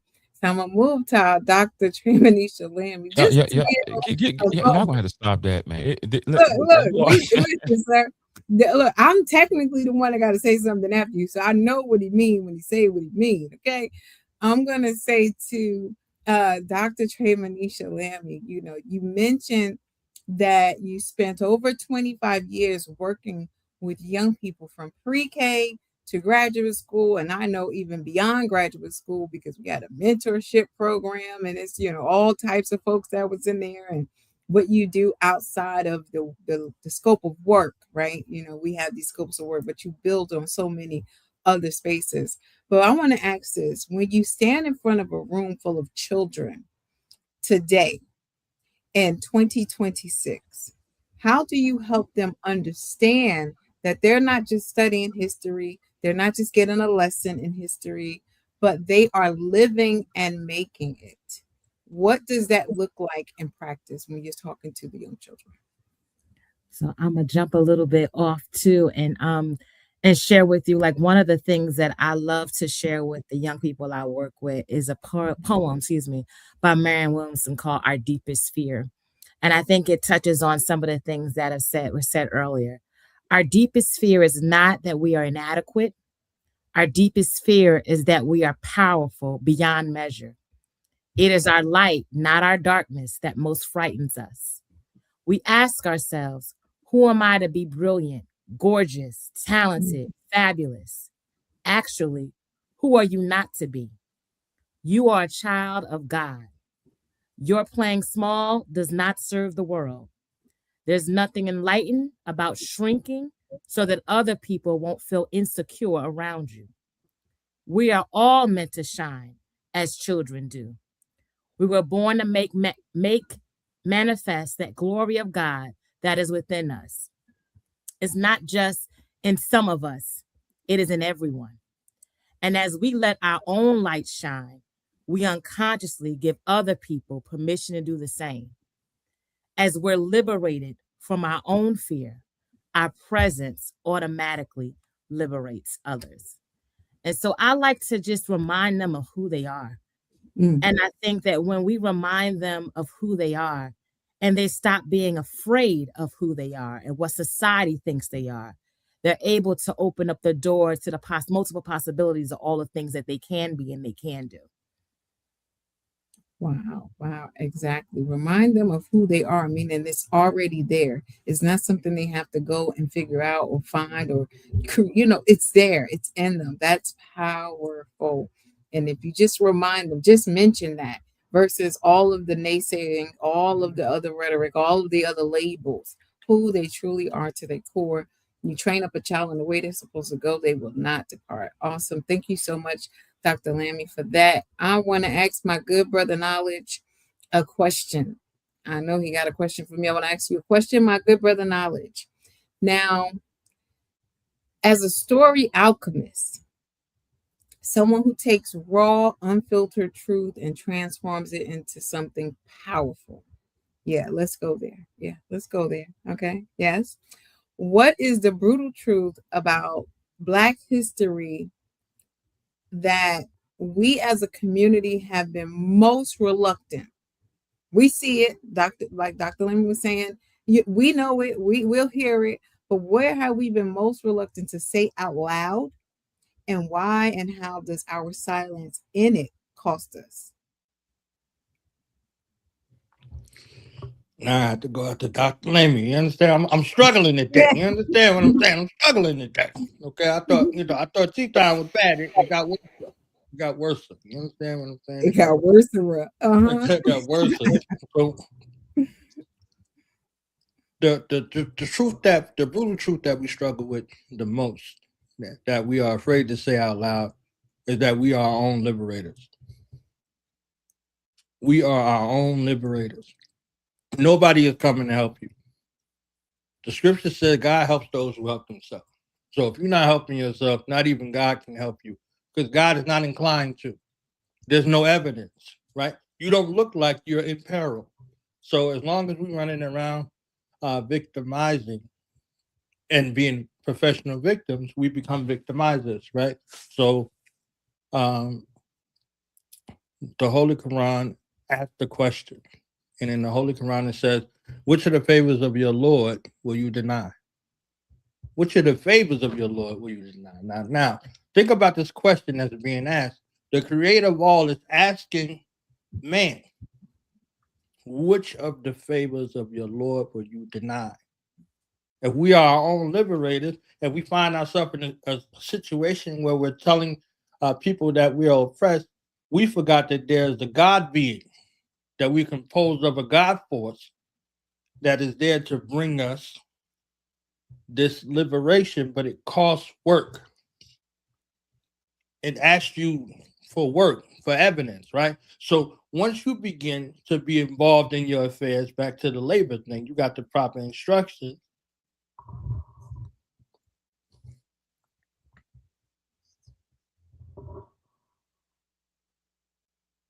Are we good? Okay. So which of the favors of your Lord will you deny? This is favor. What it means to be favored. What it means to be favored isn't the rosy thing that we have. With this favor comes responsibility. With this favor becomes work. With this favor becomes trial and tribulation, because in that trial and tribulation, there's a transfiguration or transformation that takes place that, like T-Time was saying earlier, like that light shine. How do you think that light shines? That light shines in the darkness, and the darkness comprehended it not, right? So that light in that darkness has a responsibility. So the darkness has a responsibility to conceal, and the light has a responsibility to reveal. So in this favor, you conceal and reveal the favor at the same time. So the person might look at you and say, okay, this is the source, right? This is the Genesis. In that space of liberation, in that space of revelation, would it still point to you and say the same thing? So the story has to be told in the story alchemy to be able to reveal those things that's in the darkness as well as the light. So that someone who hears the story, like those young people that Doc was just talking about, that she shares them, they need to be able to look within them. They need to be able to look within their own mind and not be dismayed or bogged down by their circumstance, and not allow the circumstance to dictate the outcome. These circumstances don't dictate the outcome. You dictate the outcome. And to speak back to Miss Rita real quick, Kwame Nkrumah came to America as you did. And what he saw here, what he saw amongst the people, he saw a people determined and a people of will, and he took that back to liberate the Gold Coast. He took the Gold Coast mind frame from out of the ground and put it back into the people. So now the Gold Coast became the people. The richness and the wealth of the mother continent was in its people, because it's in its people. You see what I'm saying? So a spirit of pride, a spirit of resistance, a spirit of reformation, a spirit of ever-changing instances became something that was there. So again, back to the question that the Creator of all is asking, creation, which of the favors of your Lord will you deny? So, you know, if you wanted to go do something good, Doctor, you was talking about, somebody said, oh, Doctor, you look nice today. You be like, oh, this old thing, blah, blah, I done had this for 50 years. It's a violation of God. It's a violation of God to deny this favor that is being utilized for you in this moment. So back to the fact that we are our own liberators, and I close with this. Your set ability to be able to lift yourself out of your circumstances is not for you alone. Your testament becomes a testimony for someone else. So as you ascend, as you evolve, as you transform, others will see that and use that as the fuel or the license or the permission for them to be able to uplift, to ascend, and to transform. You know, amazing. It's just, I don't know what to say. What can I say? Listen, right. So there was a question in the audience, and I know there's a question, there's, you know, more questions to be asked. So let me put everyone on the spot while I can and say that we're going to have a to be continued, and I will be able to bring these people back on this platform again. Look, you got to put them on the spot sometime, people, because you know the pressure be on. And you know, people want to get the insight and are interested, because this webinar so far has been going on for 2 hours, I think, and people are still here with us. And I think we have to commend them for their attention, for their time. And I want to make sure that this is not so, you know, condensed, because nowadays, you know, time is such a construct. You got to move, you got to do this, you got to do that. And when do you have time to actually embrace and consume fully what you've encountered or what you've experienced and what is, you know, been laid before you? You have to really take time. So without me taking too much time, I saw there was a question in the chat from one of our audience members, and I want to ask the panel that question before we go any further. Let me see if I can find it. It says, what are we not benefiting from spiritually today that was not as accessible once upon a time? What are we not benefiting from spiritually today that was not as accessible once upon a time? Thank you, Darren Reddick Davis, for that question. What say y'all about this powerful question? I think Brother Knowledge just landed on it, right? He's talking about us rejecting the very favor of life in itself, the very inhale and exhale. And I'm not going to go into an answer. I want y'all to go ahead and give y'all a response because y'all know I can go on and on. So Go ahead, Doctor. unless y'all want me to go. Doctor is ready. Dr. Trey is ready. They like, Doc, you got that one. You got that one. That's your question right there. Okay, yeah. As I was saying, I do want to be intentional and mindful of the time. But to what my good brother Knowledge was just saying in terms of how we respond to what God has given us, the life that God has given us, the very inhale and exhale, that in itself, not acknowledging ourselves as spirit, is another form of, something that's been there and we're not benefiting from it. We're not taking it as is. The understanding seems to be a little bit off because if we fully understood that, and somebody has a little feedback, if we fully understood that, we'd stand in that so we'd receive the full benefit of what that yields without having to go through a heavy burden or a whole bunch of yoke. And that's why I said his burden is easy, his yoke is light. Take what he's positioned, what God has given, created, however you look at God as, because we know man had his hand in things, but there's something about spirituality and being spirit that removes whatever anybody else has to say, because it's in us. And some of that, it was not as accessible because the narrative and the words and the information was given to us in a perverted, manipulated way. So that removes some of the access and the way that we could really benefit from it in the days of old, I think, to now. We're able to, and I'm not saying that none were, but we're able to have access to information that we can do the work to gain knowledge, understanding, and implement, where there were other restrictions, I think, in the days of old. Thank you again for that question.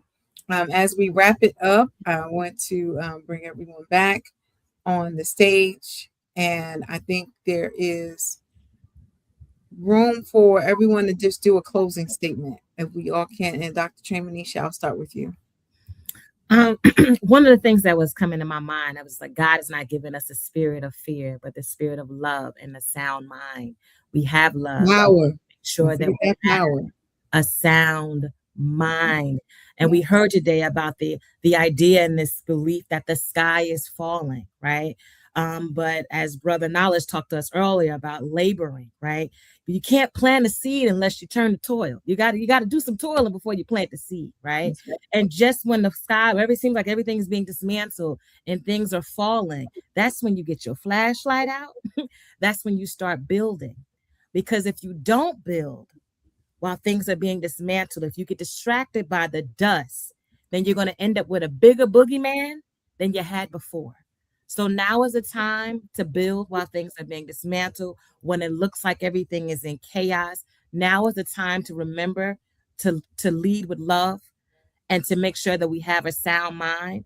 And now is the time to plant those seeds, not only for ourselves and the legacy of our families, but for those young people that are coming behind us. Awesome. Any last words from Rita? I will just conclude by saying, since our forefathers has come and done their part, and we are moving it, like Dr. Lami said, history is now, right? So if history is now, we all have to do our part and move the needle further and create legacies. I always stress on legacies for our families and the generations yet to come. So we got to start planning, doing all the hard work, putting the needles where it belongs, and making sure we have that goal, and then making sure that we're moving with that, not looking back. And I like the fact that Tetron said you have to know yourself. By knowing yourself, and believing in what you believe in, that would be what will propel you to be able to achieve those goals that you set for yourself and your family, and family are yet to come. Awesome, awesome. My brother Teton, we're gonna have we're gonna have knowledge go. Then we got Teton go after knowledge. We're gonna switch it around all the way around. My good brother Knowledge. Knowledge been killing it, and peace to you, Knowledge. Yes. Peace to you, T-Time. Look, I'm a reflection of y'all. I ain't seen nobody with no notes. I seen everybody speaking from spirit and in truth. So I'm thankful to be in the presence of truth seekers and truth tellers, unapologetically. So how does scripture go? Be ye not conformed. I know somebody know it. Be ye not conformed. Be conformed to this world, but be ye transformed by the renewing of your mind. I ain't want y'all to think I was just pulling out some scripture that don't exist. You understand what I'm saying? I got evidence. I got in the space of witnesses. In the space of 3 are all things confirmed, right? So be ye not conformed. Right, you may have been in a position prior to today, on the 28th of February, 2026, where you were stifled, you were stuck, you felt unloved, you felt unappreciated, you felt a numerous amount of one of these things. But you have the power of now, as Dr. Lemmy was talking about, history in the now, the power of the now to be able to be transformed by the renewing of your mind, the renewing of your story, the renewing of your legacy, the renewing of your family. You know, Ms. Rita was just talking about legacy, honing in on legacy. What is your legacy going to be when you're no longer here to tell it? What will be told about you? What will be shared about you? When your name is mentioned, will it be a bright light that is cast or a shadow? You decide. Nobody else decides. You decide how that goes. All you need is proper instructions for your labor. If you have been laboring toward your detriment or your deficit, you could be laboring now for your benefit and for your redemption. So that redemption story can include what you learned along the way. You know, if you was a prodigal son or daughter, you can come home. That was the benefit of the story of the prodigal son. The prodigal son was out there envious of what the swine was eating. And in that moment, he remembered, like, I got a home. I can go home. I can go back home. So if you don't take away anything else from what was shared today, go back home and fetch the essence of what it is. But that home has to be a place where you can grow, not just a place that you can go. So allow the alchemy of your story, as nuanced as it is, to be a redemptive tale that benefits people at every time. Just as these holy writings, and this is why I went to them, because indiscriminate of the time that they were revealed, they are still practical stories and lessons that we can utilize right now for our future. And that legacy of rich forever, rich in mind, rich in body, and rich in spirit. And I yield with that. Amen to that. My brother Teton, last words. Oh, wow. First, man, this has been a dope conversation. I really appreciate the depth, the freedom, and the authenticity, right? I want to be able to take from this conversation and build upon it, not just on these levels of platforms, but just in my community, right? Being able to talk to not only young people, but sit with other individuals and share the experiences. I think some of the greatest experiences of life for me, as it relates to the topic, had to be at my lowest place. You know, I was a facilitator for race, culture, and ethnicity, you know, the DEI, the Diversity College, and I did it for 6 years. But one thing comes to my mind, working in that particular capacity in the city of Hampton, was that in order for us to be a community, It's not that unity is what we're lacking. I just think that our focal point is not on the main thing. And we have to keep the main thing the main thing. And what's the main thing? Well, the main thing is for us to become the history that is written in us before we were here on the foundation of the earth, right? And so through this journey of learning people, but also learning about my community. Remember, I said the community is between your ears.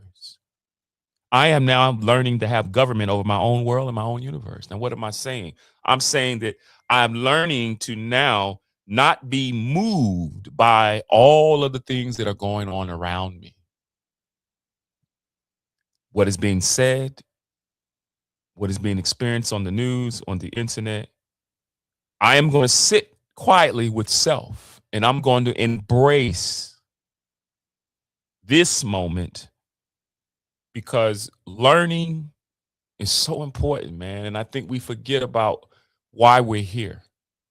I think we come here to die. We think we come here to work 9 to 5s. We think we come here to have children.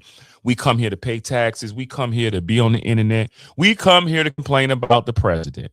But we didn't come here for that. We came here for a purpose. So if I leave anything, and if I gain anything, I've added from this conversation that it is our utmost responsibility to heal. We go from the healing component, and you all know what that looks like. I don't need to teach that. We know what healing looks like, right?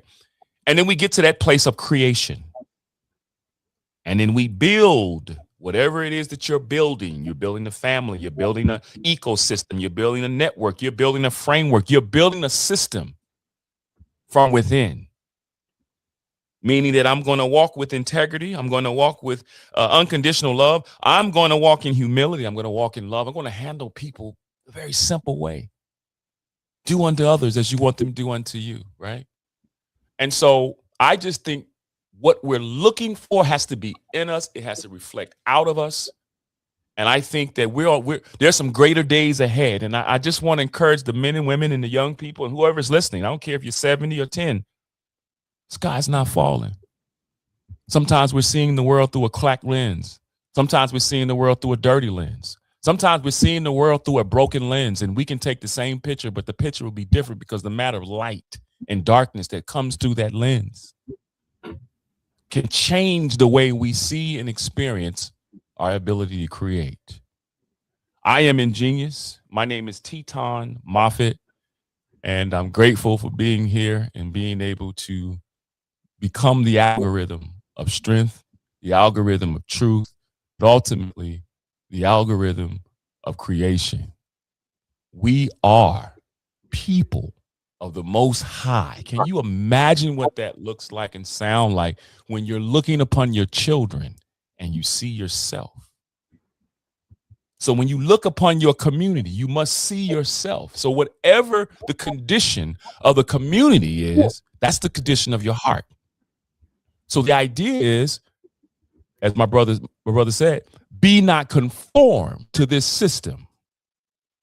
Y'all know what system I'm talking about. But be ye transformed. See, we have to have a renewing of the mind. Mm-hmm.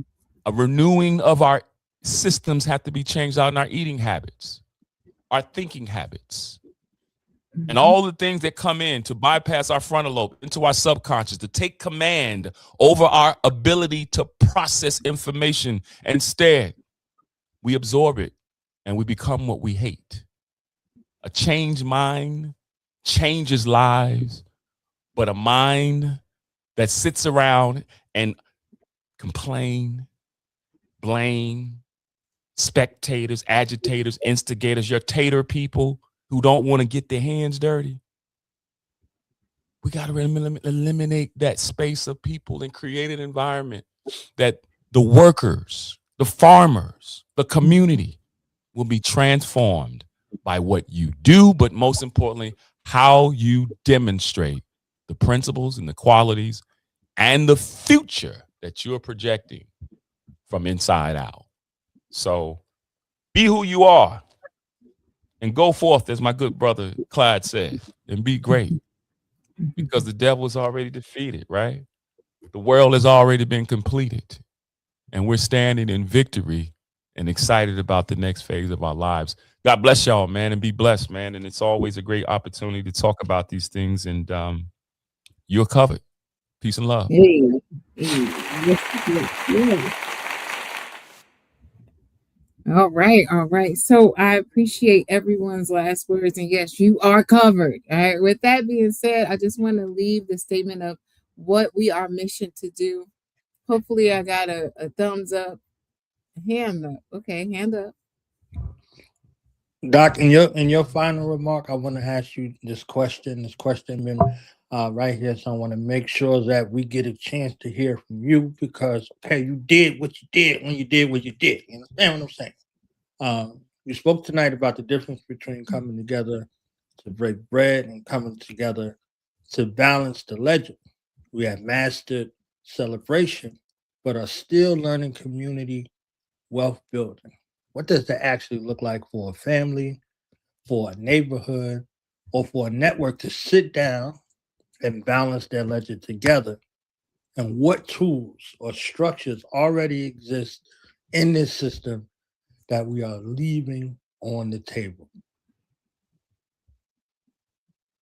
All right. So I definitely I did put the answer there because for me it definitely looks like transparency. Things that we've heard tonight. Teton just mentioned how we showed up in honesty and trust. We trusted each other. There was no script, right? We came as who we are. So the courage, the identity, and all in all, I think all in that encompasses what is love. And I know there's a misrepresentation of love. You know, they talk about love in so many ways, but it is all of those things that we showed up in today. So then it is to say, you know, you can grab that statement from the financial institution, review the ledger.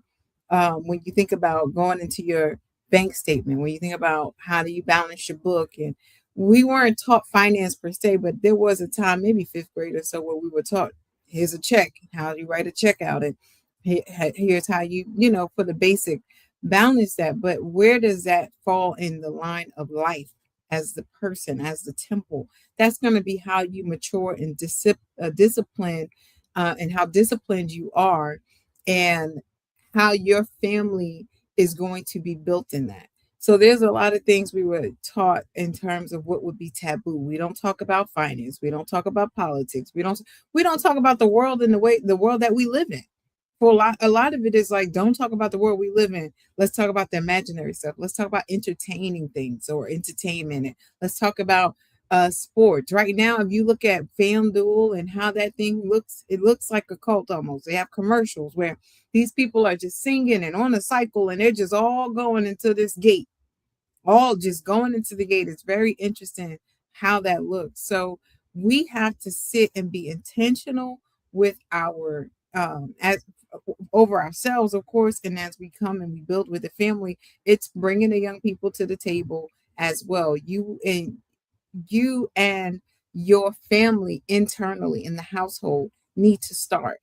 I know we talked a lot about the community and building a community, but if we don't toil that ground within ourselves first, if we don't break the ground within ourselves first, and not just break the ground, because you know when things break, it's debris.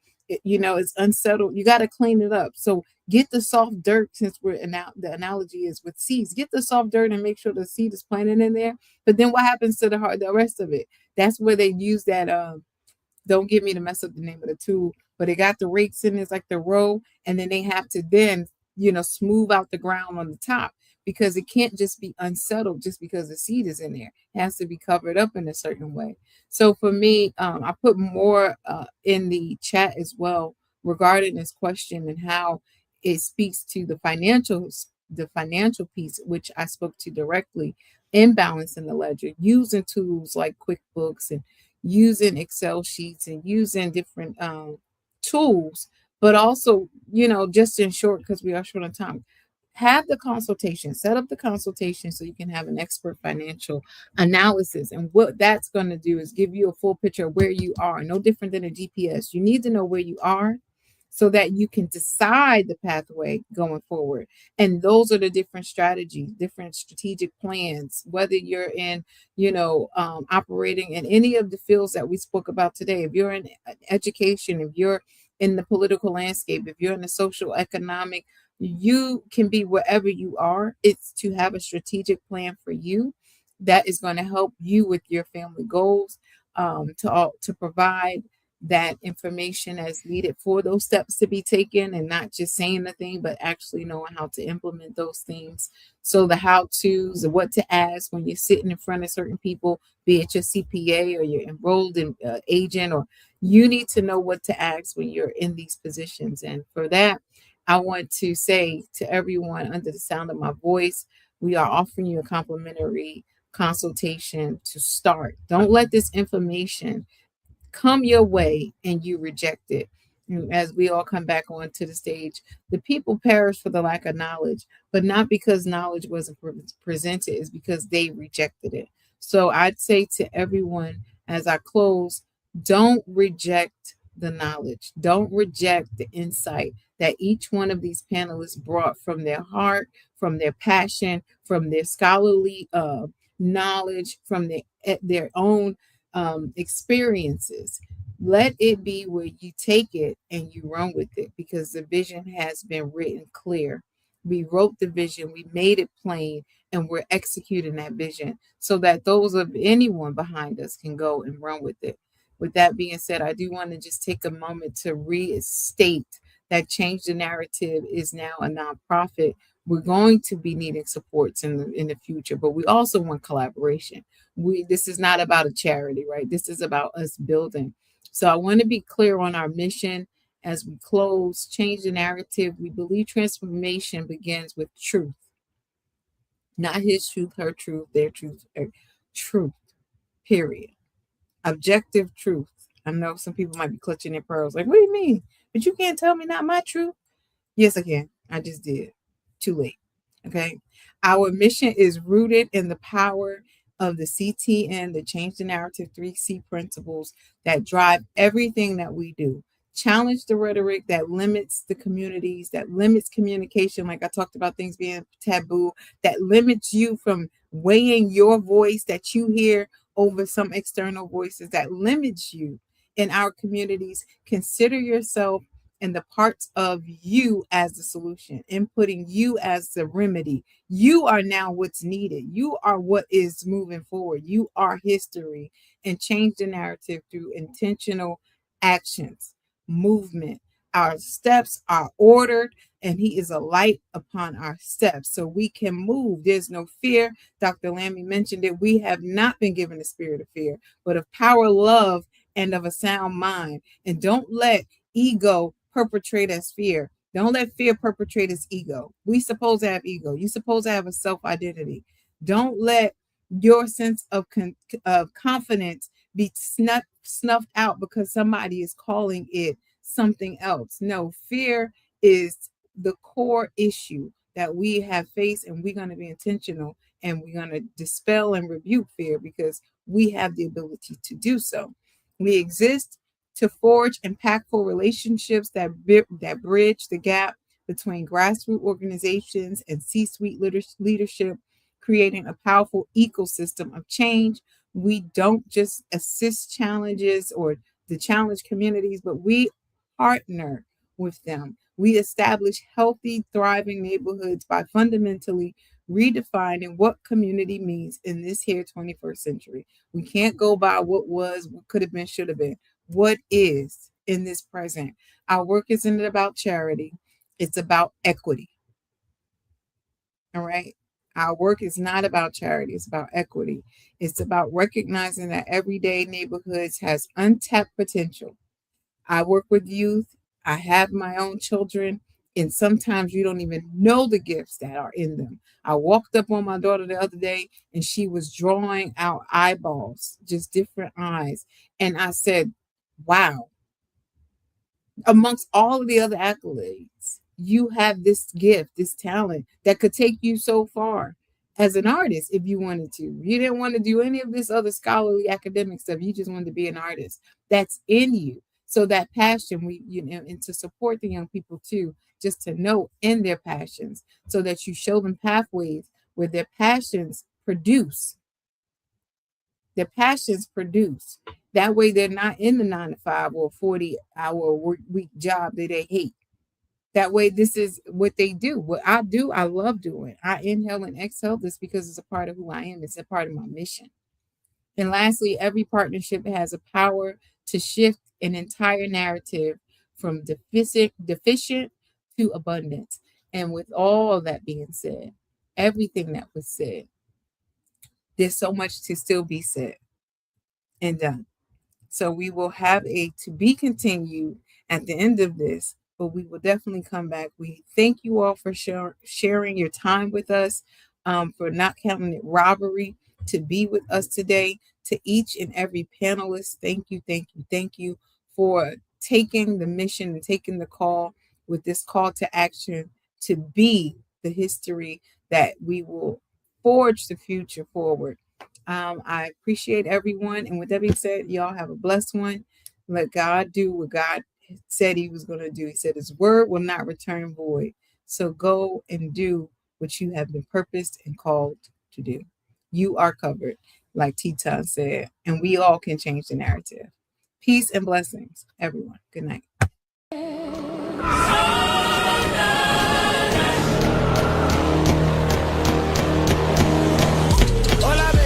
Sade Giovanna Kobala Konoshi Neke Shange Baro Nobele Neka Jono Jano Kobala Konoshi Neke Shange Baro Nobele Neka Jono Jano Kobala Konoshi Neke Shineke Shange Baro Nobele Ola Bete Sade Giovanna Kobala Konoshi Neke Shange Baro Nobele Neka Jono Jano Kobala Konoshi Neke Shange Baro Nobele Neka Jono Jano Kobala Konoshi Neke